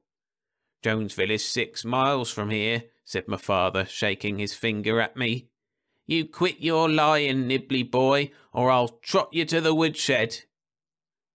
"Save your strength," said Kroll. "That's all right," said Nibley. "You know, the funny thing was always that I lied like hell, and everybody said I lied like hell. But come to find out later, I wasn't lying at all. It was the truth. I just sensed things." The ship manoeuvred down on a windless, empty planetoid. Nibley was carried on a stretcher out onto alien rock. "Lay me down right here. Prop up my head so I can see Jupiter and the whole damned asteroid belt. Be sure my headphones are tuned neat. There. Now, give me a piece of paper." Nibley scribbled a long, weak snake of writing on a paper, folded it. "When Bruno comes to, give him this. Maybe he'll believe me when he reads it. Personal. Don't pry into it yourself." The old man sank back, feeling pain drilling through his stomach and a kind of sad happiness. Somebody was singing somewhere, he didn't know where. Maybe it was only the stars moving on the sky. "Well," he said clearly, "guess this is it, children. Now get the hell aboard. Leave me alone to think. This is going to be the biggest, hardest, damnedest job of computating I ever latched onto. There'll be orbits and cross-orbits, big balls of fire and little bitty specules, and by God, I'll chart 'em all. I'll chart 100,000 of the damn monsters and their offspring. You just wait and see. Get aboard. I'll tell you what to do from there on." Douglas looked doubtful. Nibley caught the look. "Whatever happens," he cried, "will be worth it, won't it? It's better than turning back to Mars, ain't it? Well, ain't it?" "It's better," said Douglas. They shook hands. "Now all of you, get!" Nibley watched the ship fire away, and his eyes saw it and the asteroid swarm and that brilliant point of light that was massive Jupiter. He could almost feel the hunger and want and waiting up there in that star flame. He looked out into space, and his eyes widened, and space came in, opened out like a flower, and already, natural as water flowing, Nibley's mind, tired as it was, began to shiver out calculations. He started talking. "Captain, take the ship straight out now, you hear?" "Fine," answered the captain. "Look at your dials." "Looking." "If number 7 reads 132.87, OK. Keep her there. If she varies a point, counteract it on dial 20 to 56.90. Keep her hard over for 70,000 miles. All that is clear so far. Then, after that, a sharp veer in number 2 direction, over 1,000 miles. There's a big sweep of meteors coming in on that path for you to dodge. Let me see, he figured. Keep your speed at a constant of 100,000 miles. At that rate, check your clocks and watches. In exactly an hour, you'll hit the second part of the Big Belt. Then switch to a course roughly 5,000 miles over to number 3 direction. Veer again 5 minutes on the dot later and... Can you see all those asteroids, Nibley? Are you sure? Sure, lots of them. Every single one going every which way. Keep straight ahead until 2 hours from now, after that last direction of mine. Then slide off at an angle toward Jupiter, slow down to 90,000 for 10 minutes, then up to 110,000 for 15 minutes. After that, 150,000 all the way. Flame poured out of the rocket jets. It moved swiftly away, growing small and distant. Give me a read on dial 67. 4. Make it 6. And set your automatic pilot to 61 and 14 and 35. Now, everything's okay. Keep your chronometer reading this way, 7, 9, 12. There'll be a few tight scrapes, but you'll hit Jupiter square on in 24 hours if you jump your speed to 700,000 6 hours from now and hold it that way. Square on it is, Mr. Nibley. Nibley just lay there a moment. His voice was easy and not so high and shrill anymore. And on the way back to Mars later, don't try to find me.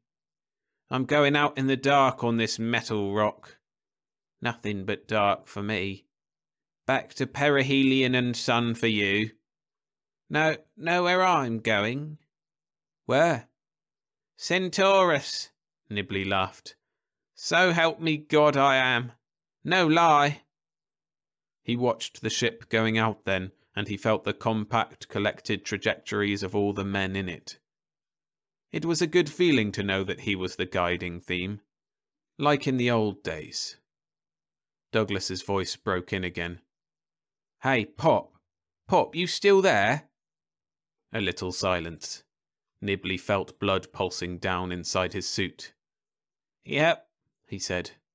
We just gave Bruno your little note to read. Whatever it was, when he finished reading it, he went insane. Nibley said, quiet-like, Burn that there paper. Don't let anybody else read it. A pause. It's burnt. What was it? Don't be so inquisitive, snapped the old man. Maybe I proved to Bruno that he didn't really exist.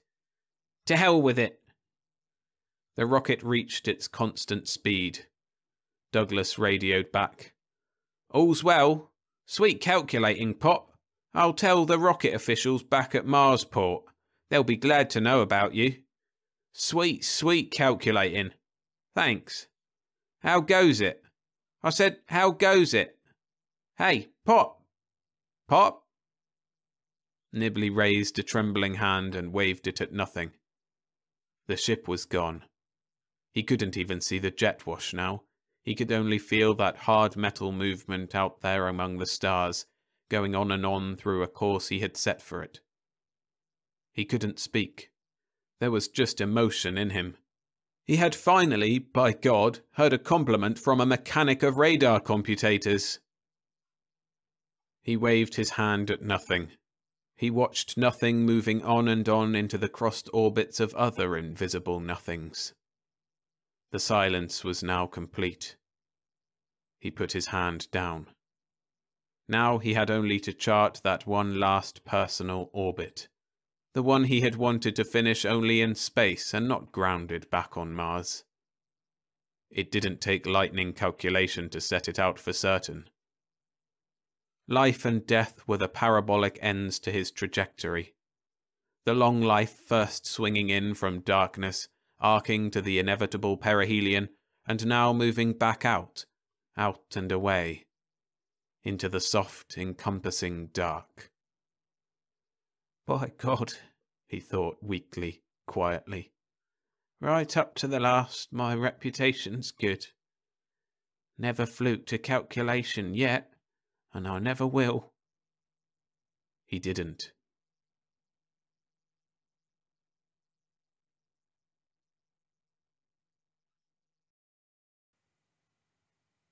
Remember to hit the like button if you enjoy this kind of content and would like more. Thanks. Rocket Summer by Ray Bradbury. Narrated by William Skye. The first great rocket flight into space, bearing intrepid pioneers to the moon. The world's ecstasy flared into red mob hate when President Stanley cancelled the flight. How did he get that way? The crowd gathered to make a curious noise this cold grey morning before the scheduled birth. They arrived in gleaming scarlet tumblebugs and yellow plastic beetles, yawning and singing and ready. The birth was a big thing for them. He stood alone up in his high office tower window, watching them with a sad impatience in his grey eyes. His name was William Stanley, president of the company that owned this building and all those other work hangars down on the tarmac, and all that landing field stretching 2 miles off into the Jersey mists. William Stanley was thinking about the birth. The birth of what? Stanley's large, finely sculptured head felt heavier, older. Science, with a scalpel of intense flame, would slash wide the skulls of engineers, chemists, mechanics in a titanic caesarean, and out would come the rocket. "Yes, sir! Yes, sir!" He heard the far-off faint and raucous declarations of the vendors and hawkers. "Buy your rocket toys! Buy your rocket games! Rocket pictures! Rocket soap! Rocket teethers for the tiny tot! Rocket, rocket, rocket! Hey!" Shutting the open glassite frame before him, his thin lips drew tight. Morning after morning, America sent her pilgrims to this shrine. They peered in over the translucent restraint barrier as if the rocket were a caged beast. He saw one small girl drop her rocket toy. It shattered and was folded under by the moving crowd's feet. "Mr. Stanley!" "Huh? Oh, Captain Greenwald. Sorry, forgot you were here." Stanley measured his slow, thoughtful steps to his clean-topped desk. "Captain," he sighed wearily, "you're looking at the unhappiest man alive." He looked at Greenwald across the desk. "That rocket is the gift of a too generous science to a civilization of adult children who fiddled with dynamite ever since Nobel invented it. He got no further. The office door burst inward. A tall, work-grimed man strode swiftly in, all oil, all heat, all sunburnt, wrinkled leather skin. Rocket flame burnt in his dark, glaring eyes. He stopped short at Stanley's desk, breathing heavily, leaning against it. Stanley noticed the wrench in the man's fist. "Hello, Simpson." Simpson swore bitterly. "What's all this guff about you stopping the rocket tomorrow?" he demanded. Stanley nodded. "This isn't a good time for it to go up." Simpson snorted. "This isn't a good time," he mimicked. Then he swore again. "By George, it's like telling a woman her baby's been stillborn." "I know it's hard to understand." "Hard hell!" shouted the man. "I'm head mechanic. I've worked 2 years. The others have worked too, and the rocket'll travel tomorrow, or we'll know why." Stanley crushed out his cigar inside his fist. The room swayed imperceptibly in his vision. Sometimes one wanted to use a gun. He shook away the thought. He kept his tongue. Simpson raged on. "Mr. Stanley, you have until 3 this afternoon to change your mind. We'll pull strings and you'll be out of your job by the weekend. If not," and he said the next words very slowly, "how would your wife look with her head bashed in, Mr. Stanley?" "You can't threaten me." The door slammed in Stanley's face. Simpson was gone. Captain Greenwald put out a manicured hand. On one slender finger shone a diamond ring. His wrist was circled by an expensive watch. His shiny brown eyes were invisibly cupped by contact lenses. Greenwald was past 50 inside. Outside he seemed barely 30. "I advise you to forget it, Stanley. Man's waited 1,000,000 years for tomorrow." Stanley's hand shook, lighting a cigarette. "Look here, Captain. Where are you going?" "To the stars, of course." Stanley snapped out the alcohol match. "In the name of heaven, stop the melodrama and inferior semantics. What kind of thing is this you're handing the people? What'll it do to races, morals, men and women?" Greenwald laughed. "I'm only interested in reaching the moon. Then I'll come back to Earth and retire, happily, and die." Stanley stood there tall and very grey. "Does the effect of the introduction of the crossbow to English and French history interest you?" "Can't say I know much about it." "Do you recall what gunpowder's invention did to civilization?" "That's irrelevant." "You must admit if there'd been some subjective planning with the auto and airplane, millions of lives would have been saved, and many wars prevented." An ethical code should have been written for all such inventions and strictly observed, or else the invention forfeited. Greenwald shook his head, grinning. I'll let you handle that half of it. I'll do the travelling. I'm willing to abide by any such rules if you'll draw them up and enforce them. All I want is to reach the moon first. I've got to get downstairs now. We're still loading the ship, in spite of your decree. We expect to get around you somehow. I'm sympathetic, of course, to your beliefs. I'll do anything you say, except ground the rocket. I won't get violent, but I can't vouch for Simpson. He's a tough man with strong notions. They walked from the office to the dropper. Compression slid them down to ground level, where they stepped out, Stanley still re-emphasizing his beliefs. For centuries, science has given humanity play toys, ships, machines, guns, cars, and now a rocket, all with supreme disregard for man's needs. Science, announced Greenwald as they emerged onto the tarmac, has produced via private enterprise greater amounts of good than ever in history. Why consider the medical developments? Yes, said Stanley doggedly. We cure man's cancer and preserve his greed in a special serum. They used to say, starve a cold, stuff a fever. Today's fever is materialism. All the things science has produced only touch the body. When science invents something to touch the mind, I'll give it its due.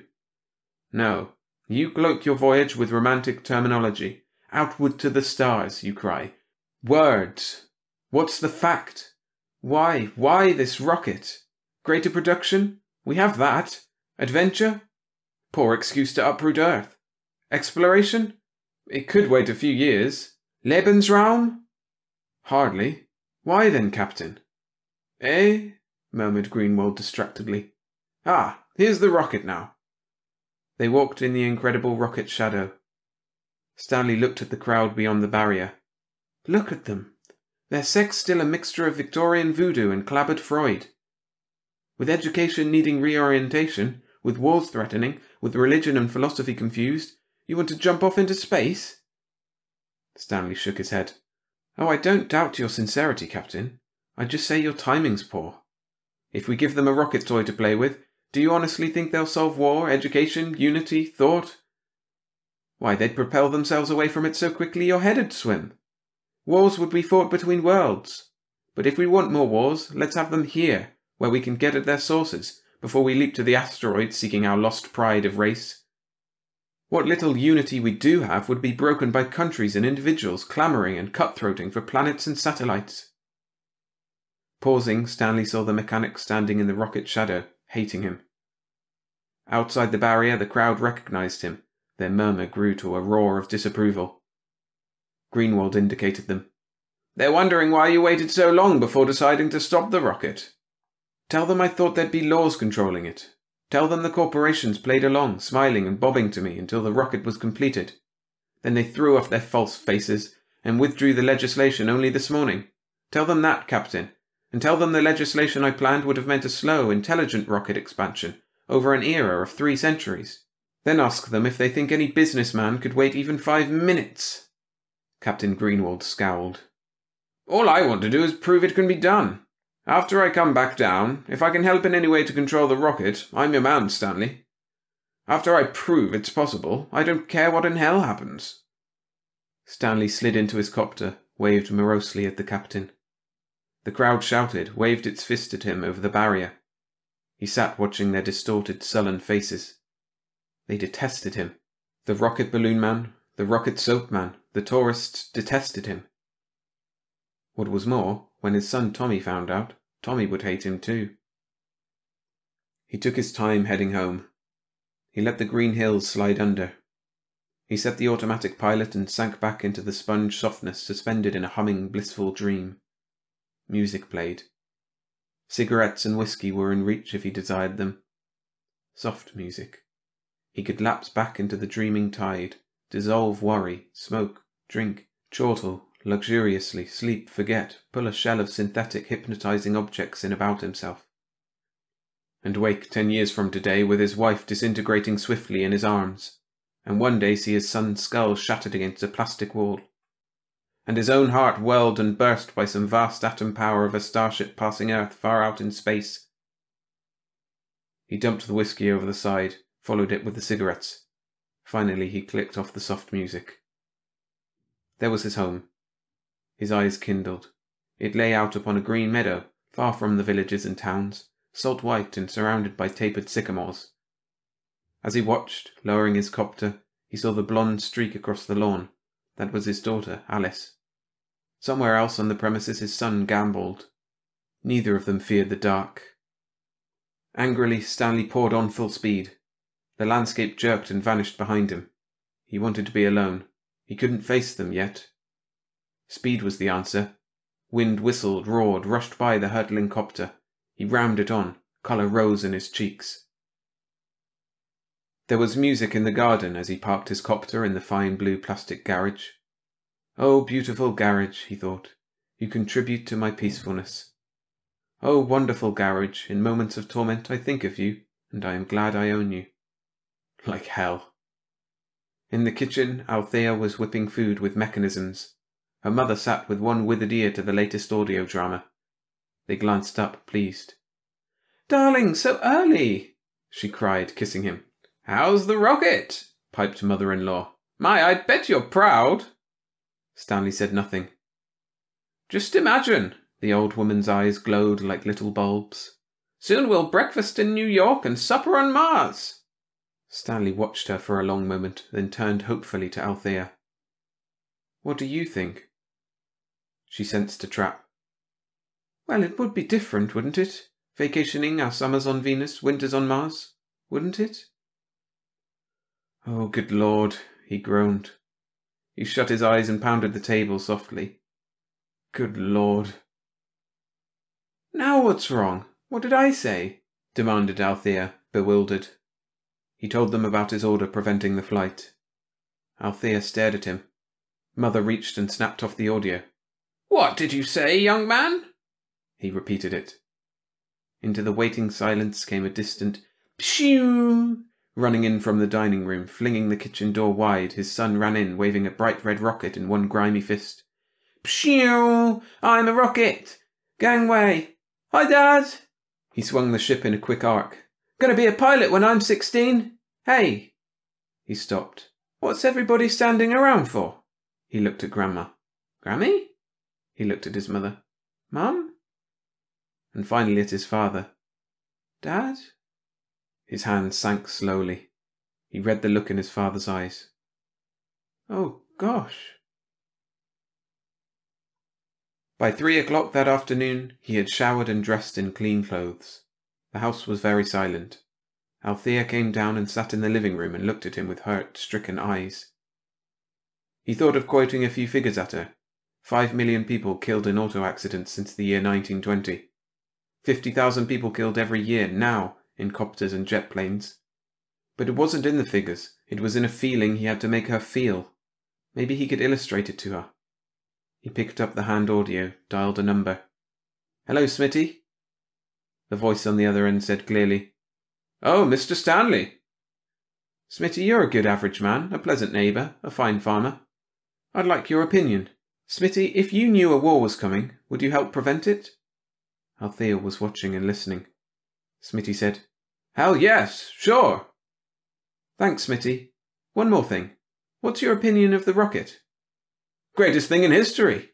Say, I heard you were going to—" Stanley did not want to get involved. He hurriedly excused himself and hung up. He looked directly at his wife. "Did you notice the separation of means from end?" Smitty thinks two things. He thinks he can prevent war, that's one. He thinks the rocket is a great thing, that's number two. But they don't match, unfortunately. The rocket isn't a means to happiness the way it'll be used. It's the wrong means.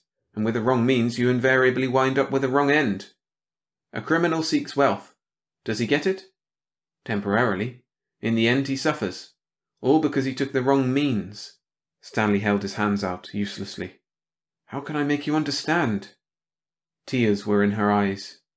"I understand nothing, and don't need to understand. Your job, they'll take it away from you and fly the rocket anyway." "I'll work on the legislation again, then." "And perhaps be killed?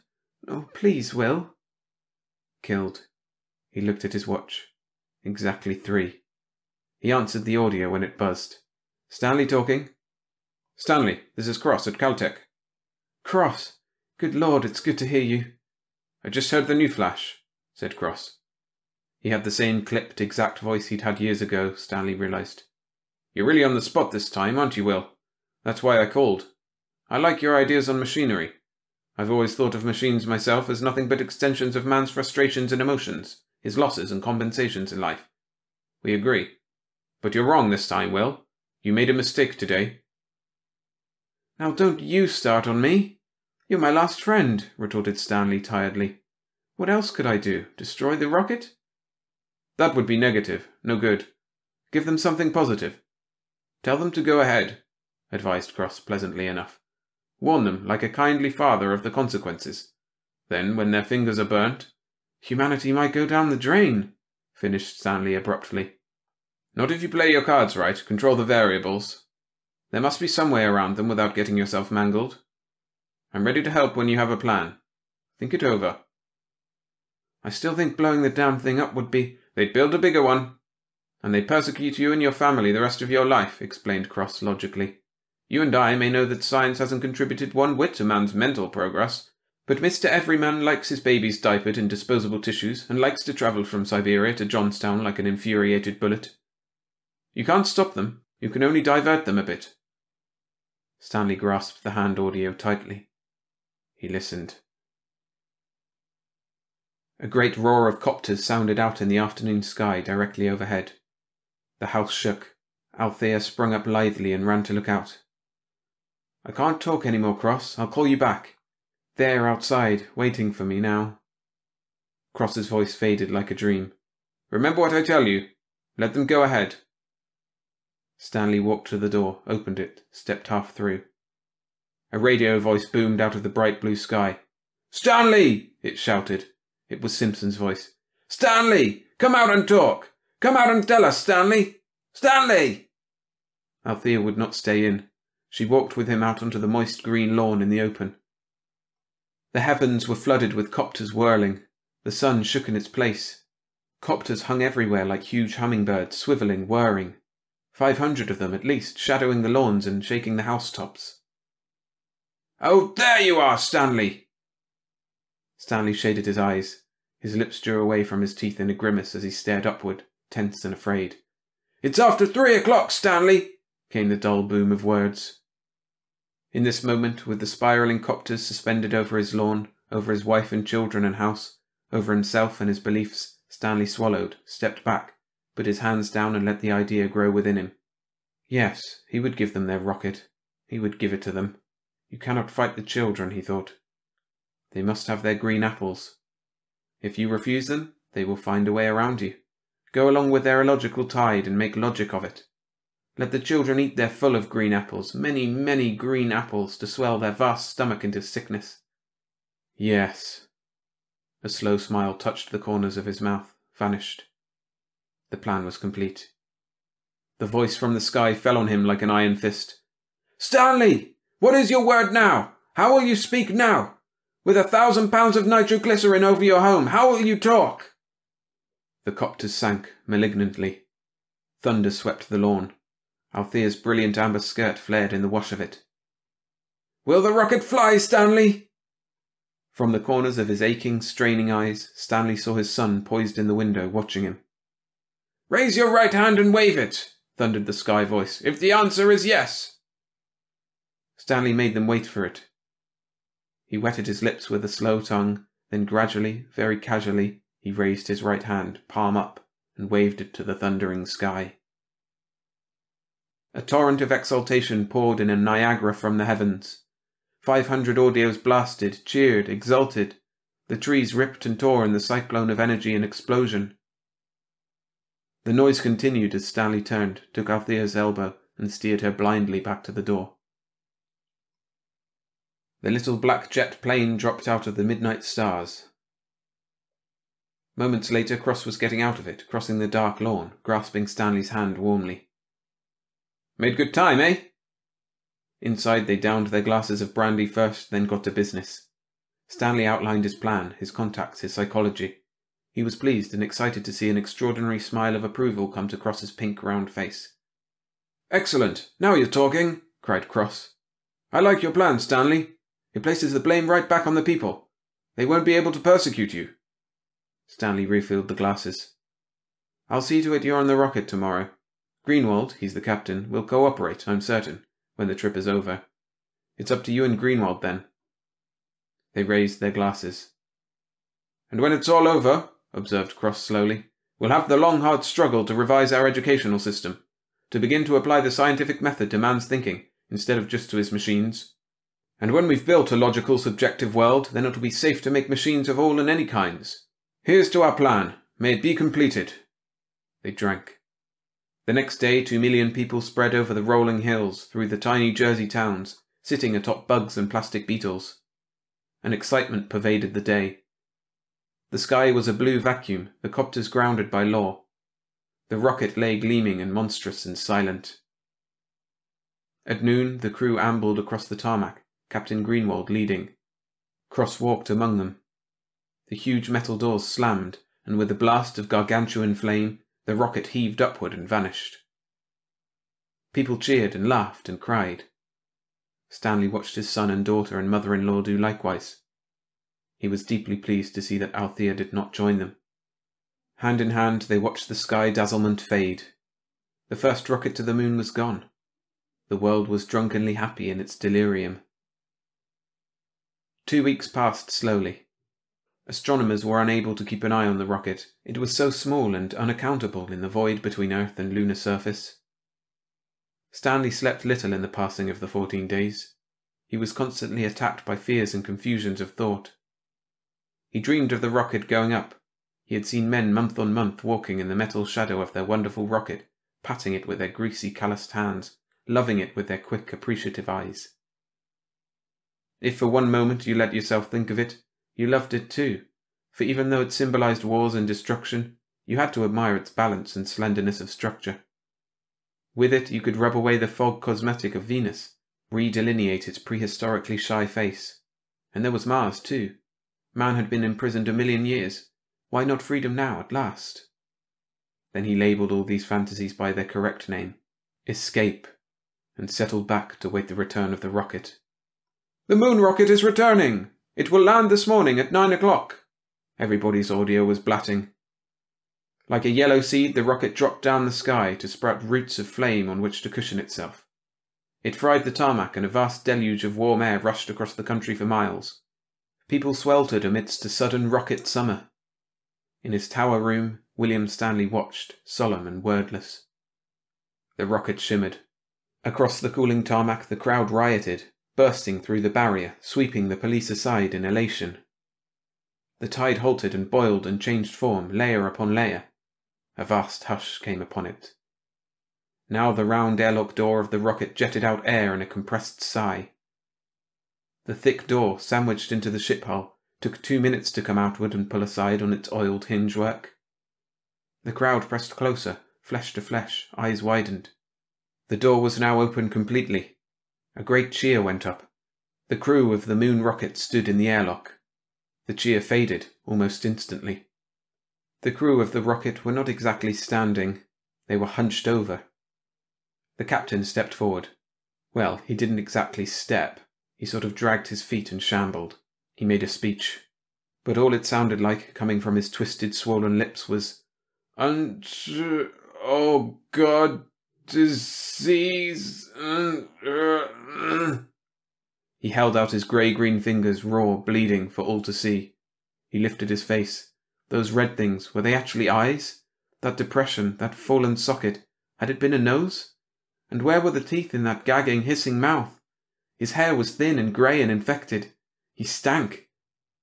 The hypnotic silence was shattered. The first line of people turned and clawed at the second line. The second turned instinctively to claw the third, and so on. The television cameras caught it all. Screams, yelling, shouting. Many fell and were trampled, crushed under. The captain and his crew came out, gesturing, calling them to come back. But who would heed their rotting movements? The ridiculous souvenir seekers trampled each other, ripping the clothes from one another's backs. "A souvenir! A scab of crawling flesh, a drop of yellow fluid from their gaping wounds. Souvenirs for Earth, buy them right here, get them while they last.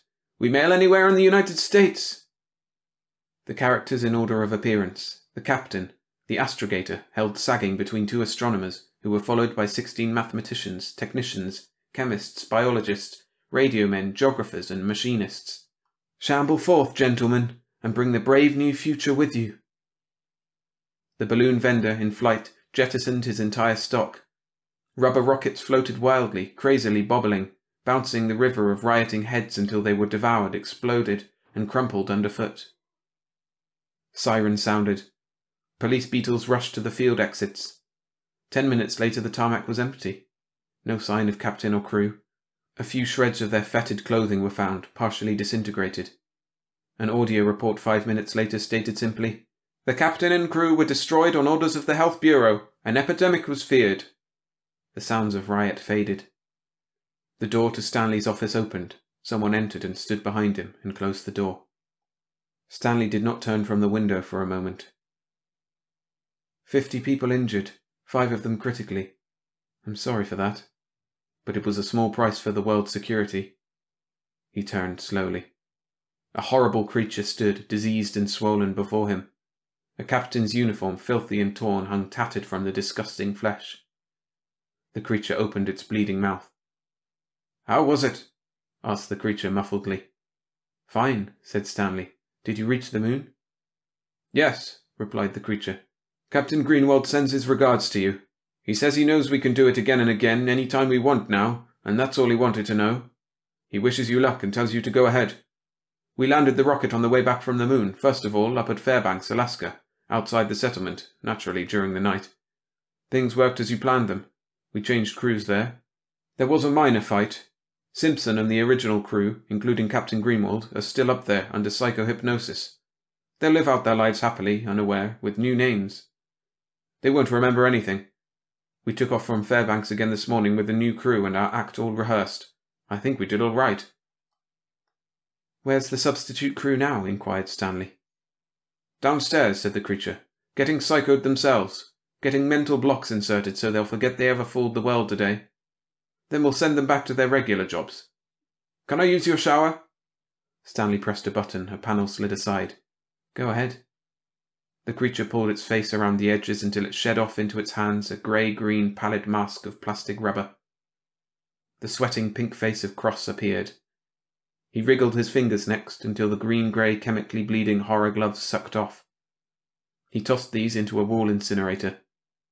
"The day of the rocket is over," he said quietly. "They'll be putting your bill up before the World Legislature tomorrow, or I miss my guess.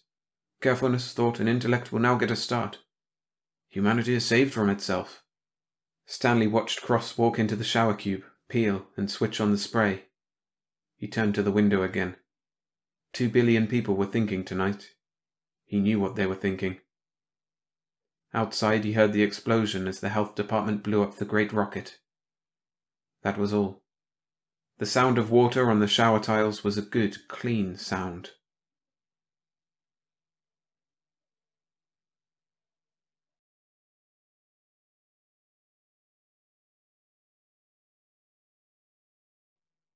Defense Mech by Ray Bradbury.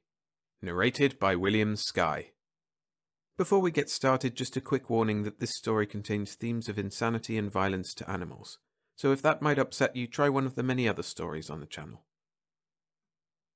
Holloway stared down at Earth, and his brain tore loose and screamed, Man, how do you get in a mess like this, in a rocket 1,000,000 miles past the moon, shooting for Mars and danger and terror and maybe death? Oh my God, do you realize how far from Earth we are? Do you really think about it? It's enough to scare the guts from a man. Hold me up. Do something. Give me sedatives, or hold my hand, or run call Mama. 1,000,000 cold miles up. See all the flickering stars? Look at my hands tremble. Feel my heart whirling like a hot pinwheel.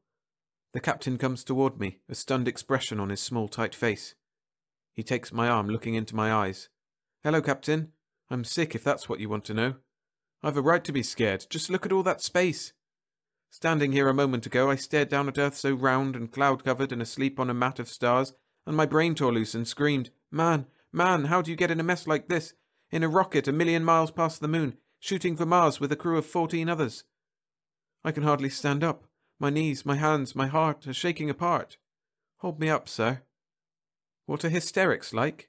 The captain unprongs the interdeck audio and speaks swiftly, scowling into it. I hope he's phoning the psychiatrist. I need something. Oh, damn it, damn it! The psychiatrist descends the ladder in immaculate salt-white uniform and walks towards me in a dream. Hello, Doctor. You're the one for me. Please, sir, turn this downed rocket around and fly back to New York. I'll go crazy with all this space and distance. The psychiatrist and captain's voices murmur and blend, with here and there an emphasis, a toss of head, a gesture. Young Holloway here's on a fear jag, Doctor. Can you help him? I'll try. Good man Holloway is. Imagine you'll need him and his muscles when we land. With the crew as small as it is, every man's worth his weight in uranium. He's got to be cured. The psychiatrist shakes his head. Might have to squirt him full of drugs to keep him quiet the rest of the expedition. The captain explodes, saying that is impossible. Blood drums in my head. The doctor moves closer, smelling clean, sharp and white. Please understand, Captain, this man is definitely psychotic about going home. His talk is almost a reversion to childhood. I can't refuse his demands, and his fear seems too deeply based for reasoning. However, I think I've an idea. Holloway? Yes, sir. Help me, Doctor. I want to go home. I want to see popcorn exploding into a buttered avalanche inside a glass cube. I want to roller skate. I want to climb into the old cool wet ice wagon and go chick, chick, chick on the ice with a sharp pick. I want to take long sweating hikes in the country, see big brick buildings and bright-faced people, fight the old gang, anything but this awful... The psychiatrist rubs his chin. All right, son. You can go back to Earth, now, tonight. Again the captain explodes. You can't tell him that! We're landing on Mars today! The psychiatrist pats down the captain patiently. Please, Captain. Well, Holloway, back to New York for you. How does it sound? I'm not so scared now. We're going down on the moving ladder, and here is the psychiatrist's cubicle. He's pouring lights into my eyes. They revolve like stars on a disc. Lots of strange machines around, attachments to my head, my ears. Sleepy. Oh, so sleepy. Like under warm water. Being pushed around. Laved. Washed. Quiet. Oh, gosh. Sleepy. Listen to me, Holloway. Sleepy. Doctor's talking. Very soft, like feathers. Soft, soft. You're going to land on Earth. No matter what they tell you, you're landing on Earth. No matter what happens, you'll be on Earth. Everything you see and do will be like on Earth. Remember that. Remember that. You won't be afraid because you'll be on Earth. Remember that. Over and over. You'll land on Earth in an hour. Home. Home again. No matter what anyone says. Oh, yes, sir. Home again. Sleepy. Home again. Drifting, sleeping. Oh, thank you, sir. Thank you from the bottom of my drowsy, sleepy soul. Yes, sir. Yes, sir. Sleepy. Drifting. I'm awake. Hey, everybody, come look. Here comes Earth, right at us like a green moss ball off a bat. Coming at us on a curve. Check stations. Mars landing. Get into bulges. Test atmosphere. Get into your what, did he say? Your baseball uniform, Holloway. Your baseball uniform. Yes, sir. It's over in that metal locker. I'll take it out. Head, arms, legs into it. I'm dressed. Baseball uniform. Ha! This is great. Pitcher in here, old boy, old boy. Smack! Yow! Adjust bulger helmet. Check oxygen. What? Put on your catcher's mask, Holloway. Oh. The mask slides down over my face. Like that. The captain comes rushing up, eyes hot, green and angry. Doctor, what's this infernal nonsense? You wanted Holloway able to do his work, didn't you, Captain? Yes, but what in hell have you done to him? Strange. As they talk, I hear their words flow over my head like a wave dashed on a sea stone, but the words drain off, leaving no imprint. As soon as some words invade my head, something eats and digests them, and I think the words are something else entirely. The psychiatrist nods at me. I couldn't change his basic desire. Given time, yes, a period of months, I could have. But you need him now. So, against all known ethics of my profession, which say one must never lie to a patient, I followed along in his own thought channel. I didn't dare frustrate him. He wanted to go home, so I let him. I've given him a fantasy. I've set up a protective defense mechanism in his mind that refuses to believe certain realities, that evaluates all things from its own desire for security and home. His mind will automatically block any thought or image that endangers that security. The captain stares wildly. Then Holloway's insane. Would you have him mad with fear, or able to work on Mars hindered by only a slight tetched condition? Coddle him and he'll do fine. Just remember we're landing on Earth, not Mars. Earth? Mars? You'll have me raving next. The doctor and the captain certainly talk weirdly. Who cares? Here comes Earth, green expanding like a moist cabbage underfoot. Mars landing, airlock opened. Use bulger oxygen. Here we go, gang. Last one out is a pink chimpanzee. Holloway, come back, you damn fool. You'll kill yourself. Feel the good sweet Earth. Home again. Praise the Lord. Let's dance, sing off key, laugh. Ha! Oh boy. In the door of the house stands the captain, his face red and wrinkled, waving his fists. Holloway, come back. Look behind you, you fool. I whirl about and cry out happily. Shep! Shep, old dog! He comes running to meet me, long fur shining amber in the sunshine, barking. Shep, I haven't seen you in years. Good old pooch. Come here, Shep, let me pet you. The captain shrieks. Don't pet it! It looks like a carnivorous Martian worm. Man, the jaws on that thing. Holloway, use your knife. Shep snarls and shows his teeth. Shep, what's wrong? That's no way to greet me. Come on, Shep. Hey! I pull back my fingers as his swift jaws snap. Shep circles me swiftly. You haven't rabies, have you, Shep? He darts in, snatches my ankle with strong, locking white teeth. Lord, Shep, you're crazy. I can't let this go on. And you used to be such a fine, beautiful dog. Remember all the hikes we took into the lazy corn country, by the red barns and deep wells? Shep clenches tight my ankle. I'll give him one more chance. Shep, let go! Where did this long knife come from in my hand, like magic? Sorry to do this, Shep, but there! Shep screams, thrashing, screams again. My arm pumps up and down, my gloves are freckled with blood flakes. Don't scream, Shep. I said I was sorry, didn't I? Get out there, you men, and bury that beast immediately. I glare at the captain. Don't talk that way about Shep. The captain stares at my ankle. Sorry, Holloway, I meant bury that dog, you men. Give him full honours. You were lucky, son. Another second and those knife teeth had bored through your ankle cuff metal. I don't know what he means. I'm wearing sneakers, sir. Oh yeah, so you are. Yeah, well, I'm sorry, Holloway. I know how you must feel about Shep. He was a fine dog. I think about it a moment and my eyes fill up, wet. There'll be a picnic and a hike, the captain says. 3 hours now the boys have carried luggage from the metal house. The way they talk, this'll be some picnic. Some seem afraid, but who worries about copperheads and water moccasins and crawfish? Not me. No, sir, not me. Gus Bart, sweating beside me on some apparatus, squints at me. What's eating you, Holloway? I smile. Me? Nothing. Why? You and that act with the Martian worm. What are you talking about? What worm? The captain interrupts nervously. Bart, lay off, Holloway. The doctor will explain why. Ask him. Bart goes away, scratching his head. The captain pats my shoulder. You're a strong-arm man, Holloway. You've got muscles from working on the rocket engines. So keep alert today, eh? On your hike to look over the territory. Keep your BB gun ready. Beavers, do you think, sir? The captain swallows hard and blinks. Oh, beavers, yeah, beavers. Sure, beavers. Maybe. Mountain lions and Indians, too, I hear. Never can tell. Be careful. Mountain lions and Indians in New York in this day and age?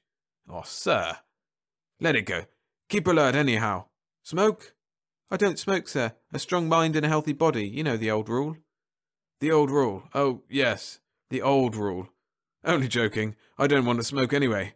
Like hell. What was that last, sir? Nothing, Holloway. Carry on, carry on. I help the others work now. Are we taking the yellow streetcar to the edge of town, Gus? We're using propulsion belts skimming low over the Dead Seas. How's that again, Gus? I said we're taking the yellow streetcar to the end of the line, yeah. We're ready. Everyone's packed, spreading out.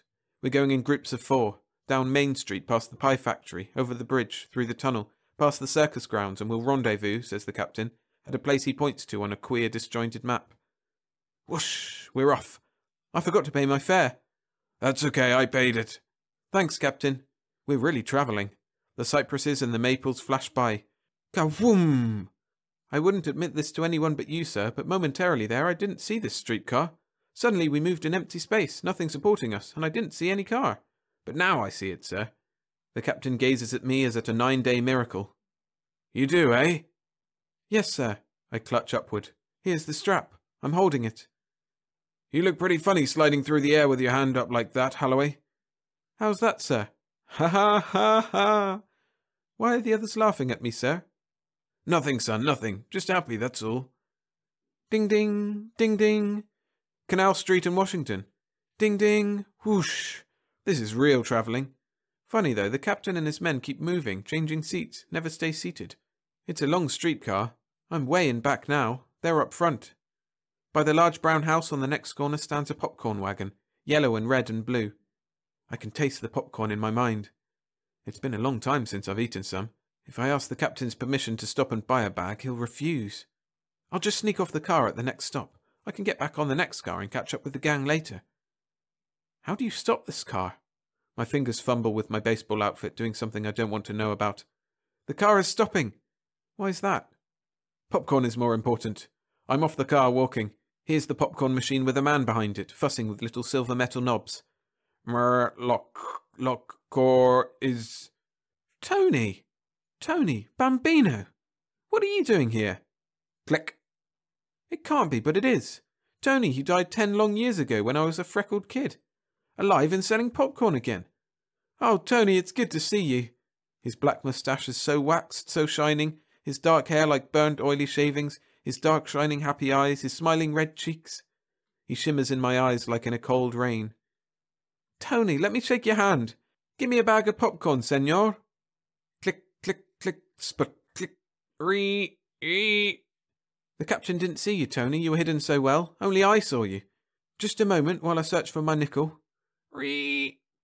Whew, I'm dizzy. It's very hot. My head spins like a leaf on a storm wind. Let me hold on to your wagon, Tony, quick. I'm shivering and I've got sharp needle head pains. Ree. I'm running a temperature. I feel as if I have a torch hung flaming in my head. Hotter. Pardon me for criticizing you, Tony, but I think it's your popper turned up too high. Your face looks afraid, contorted, and your hands move so rapidly. Why? Can't you shut it off? I'm hot. Everything melts. My knees sag. Warmer still. You'd better turn that thing off. I can't take any more. I can't find my nickel anyhow. Please snap it off, Tony. I'm sick. My uniform glows orange. I'll take fire. Here, I'll turn it off for you, Tony. You hit me! Stop hitting me! Stop clicking those knobs! It's hot, I tell you! Stop or I'll... Tony, where are you? Gone. Where did that purple flame shoot from? That loud blast, what was it? The flame seemed to stream from my hand, out of my scout flashlight. Purple flame, eating. I smell a sharp, bitter odour, like hamburger fried over long. I feel better now, cool as winter, but... Like a fly buzzing in my ears, a voice comes, faint, far off. Holloway, damn it! Holloway, where are you? Captain, it's his voice, sizzling. I don't see you, sir. Holloway, we're on the Dead Sea bottom near an ancient Martian city and... Oh, never mind, damn it. If you hear me, press your Boy Scout badge and yell. I press the badge intensely, sweating. Hey, Captain! Holloway, glory, you're not dead. Where are you? I stopped for popcorn, sir. I can't see you. How do I hear you? It's an echo. Let it go. If you're okay, grab the next streetcar. That's very opportune, because here comes a big red streetcar now, around the corner of the drugstore. What? Yes, sir, and it's chock full of people. I'll climb aboard. Wait a minute. Hold on. Murder! What kind of people, damn it? It's the West Side Gang. Sure, the whole bunch of tough kids. West Side Gang, hell. Those are Martians. Get the hell out of there. Transfer to another car. Take the subway. Take the elevated. Too late. The car's stopped. I'll have to get on. The conductor looks impatient. Impatient, he says. You'll be massacred. Uh-oh. Everybody's climbing from the streetcar, looking angry at me. Kelly and Grogan and Tompkins and the others. I guess there'll be a fight. The captain's voice stabs my ears, but I don't see him anywhere. Use your R gun, your blaster, your blaster. Hell, use your slingshot or throw spitballs or whatever the devil you imagine you got holstered there. But use it. Come on, men, about face and back. I'm outnumbered. I bet they'll gang me and give me the bumps. The bumps, the bumps. I bet they'll truss me to a maple tree, and tickle me. I bet they'll ink tattoo their initials on my forehead. Mother won't like this. The captain's voice opens up louder, driving nearer. And Papa ain't happy. Get out of there, Holloway. They're hitting me, sir. We're battling. Keep it up, Holloway. I knocked one down, sir, with an uppercut. I'm knocking another down now. Here goes the third. Someone's grabbed my ankle. I'll kick him. There. I'm stumbling, falling. Lights in my eyes, purple ones, big purple lightning bolts sizzling the air. 3 of them vanished, just like that. I think they fell down a manhole. I'm sorry, I didn't mean to hurt them bad. They stole my flashlight. Get it back, Holloway, we're coming. Get your flash and use it. That's silly. Silly, he says. Silly, silly. I got my flashlight back. Broken, no good. We're wrestling. There are so many of them, I'm weak. They're climbing all over me, hitting. It's not fair. I'm falling down, kicking, screaming. Up speed, men! Full power! They're binding me up. I can't move. They're rushing me into the streetcar now. Now I won't be able to go on that hike. And I planned on it so hard, too. Here we are, Holloway! Blast them, men! Oh, my lord, look at the horrible faces on those creatures! Gah! Watch out, Captain, they'll get you too, and the others. Ah! Somebody struck me on the back of my head. Darkness. Dark. Dark. Rock-a-bye, baby, on the treetop. When the wind blows. Okay, Holloway, any time. Just any old time you want to come to. Dark. A voice talking. Dark as a whale's insides. Ouch, my head. I'm flat on my back. I can feel rocks under me. Good morning, dear Mr. Holloway. That you, Captain, over in that dark corner? It ain't the President of the United States. Where is this cave? Suppose you tell us. You got us into this mess with your eternally blasted popcorn. Why'd you get off the streetcar? Did the West Side Gang truss us up like this, Captain? West Side Gang, gah! Those faces, those inhuman, weird, unsavory, and horrible faces. All loose-fleshed and gangrenous. Aliens, the whole rotting clutch of them. What a funny way to talk. Listen, you parboiled idiot. In about an hour we're going to be fried, gutted, iced, killed, slaughtered, murdered. We will be, ipso facto, dead.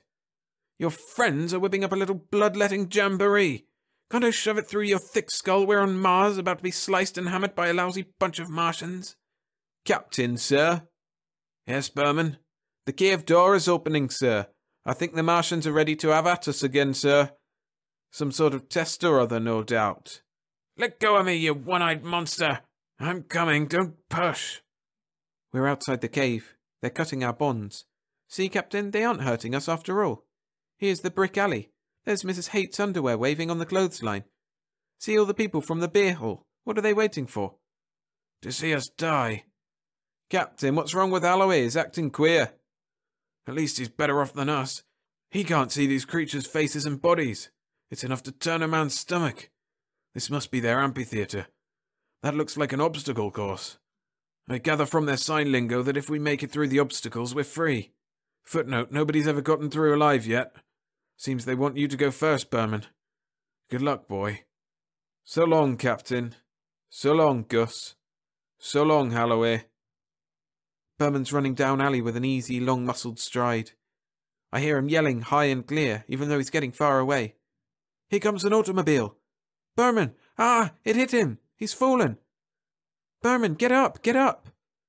Stay here, Holloway. It's not your turn yet. My turn? What do you mean? Someone's got to help Berman. Holloway, come back! Oh, man, I don't want to see this. Lift up my legs, put them down, breathe out. Breathe in, swing arms, swing legs, chew my tongue, blink my eyes. Berman, here I come. Gee, things are crazy funny. Here comes an ice wagon trundling along. It's coming right at me. I can't see to get around it. It's coming so fast. I'll jump inside it. Jump, jump. Cool, ice pick, chick, chick, chick. I hear the captain screaming off 1,000,000 hot miles gone. Chick, chick, chick. Around the ice perimeter, the ice wagon is thundering, rioting, jouncing, shaking, rolling on big rusty iron wheels, smelling of sour ammonia, bouncing on a corduroy dirt and brick alley road. The rear end of it seems to be snapping shut with many ice prongs. I feel intense pain in my left leg. Chick, chick, chick, chick. Piece of ice, cold square, cold cube. A shuddering and convulsing. A temblor. The wagon wheels stop rolling. I jump down and run away from the wrecked wagon. Did the wagon roll over Berman? I hope not. A fence here. I'll jump over it. Another popcorn machine. Very warm, very hot. All flame and red fire and burning metal knobs. Oops, I didn't mean to strike the popcorn man down. Hello, Berman. What are you doing in my arms? How do you get here? Did I pick you up, and why? An obstacle race at the high school? You're heavy. I'm tired. Dog's nipping at my heels. How far am I supposed to carry you? I hear the captain screaming me on. For why? For why? Here comes the big bad truant officer with a club in his hand to take me back to school. He looks mean and broad. I kicked the truant officer's shins and kicked him in the face. Mama won't like that. Yes, Mummy. No, Mummy. That's unfair. That's not ethical fighting. Something went squish. Let's forget about it, shall we? Breathing hard. Here comes the gang after me, all the rough, bristly Irishmen and scarred Norwegians and stubborn Italians. Hit, kick, wrestle. Here comes a swift car. Fast, fast. I hope I can duck with you, Berman. Here comes another car from the opposite way. If I work things right... stop screaming, Berman. The cars crashed into each other. The cars still roll, tumbling like two animals tearing at each other's throats. Not far to go now, Berman, to the end of the alley. Just ahead. I'll sleep for 40 years when this is over. Where'd I get this flashlight in my hand? From one of those guys I knocked down? From the popcorn man? I'll poke it in front of me. People run away. Maybe they don't like its light in their eyes. The end of the alley. There's the Green Valley and my house, and there's Mum and Pop waiting. Hey, let's sing, let's dance. We're going home. Holloway, you so-and-so, you did it. Dark. Sleep. Wake up slow. Listen. And Holloway ran down that amphitheatre nonchalant as a high school kid jumping hurdles. A big saffron Martian beast with a mouth so damn big it looked like the rear end of a delivery truck lunged forward square at Holloway. What'd Holloway do? Holloway jumped right inside the monster's mouth, right inside. What happened then? The animal looked dumbfounded. It tried to spit out. Then, to top it all, what did Holloway do, I ask you? I ask you, what did he do? He drew forth his Boy Scout blade and went chick, chick, chick all around the bloody interior, pretending like he's holed up in an ice wagon, chipping himself off pieces of ice. No. On my honour. The monster, after taking a bit of this chick, chick, chick business, leaped around, cavorting, floundering, rocking, tossing, and then, with a spout of blood, out popped Holloway, grinning like a kid, and on he ran, dodging spears and pretending they were pebbles, leaping a line of crouched warriors and saying they're a picket fence. Then he lifted Berman and trotted with him until he met a 300-pound Martian wrestler. Holloway supposed that it was the truant officer and promptly kicked him in the face. Then he knocked down another guy working furiously at the buttons of a paralysis machine, which looked to Holloway like a popcorn wagon. After which 2 gigantic black Martian leopards attacked, resembling to him nothing more than 2 very bad drivers in dark automobiles. Holloway sidestepped. The 2 cars crashed and tore each other apart, fighting. Holloway pumped on, shooting people with his flashlight, which he retrieved from the popcorn man. Pointing the flash at people, he was amazed when they vanished, and... Oh, Holloway's waking up. I saw his eyelids flicker. Quiet, everyone. Holloway, you awake? Yeah, I've been listening to you talk for 5 minutes. I still don't understand. Nothing happened at all. How long I been asleep? 2 days. Nothing happened, eh? Nothing except you got the Martians kowtowing. That's all, brother. Your spectacular performance impressed people. The enemy suddenly decided that if 1 Earthman could do what you did, what would happen if 1,000,000 more came? Everybody keeps on with this joking, this lying about Mars. Stop it. Where am I? Aboard the rocket, about to take off. Leave Earth? No, I don't want to leave Earth. Good green Earth. Let go, I'm afraid. Let go of me. Stop the ship. Holloway, this is Mars. We're going back to Earth. Liars, all of you. I don't want to go to Mars. I want to stay here on Earth. Holy cow, here we go again. Hold him down, Gus. Hey, Doctor, on the double. Come help Holloway change his mind back, will ya? Liars, you can't do this. Liars, liars.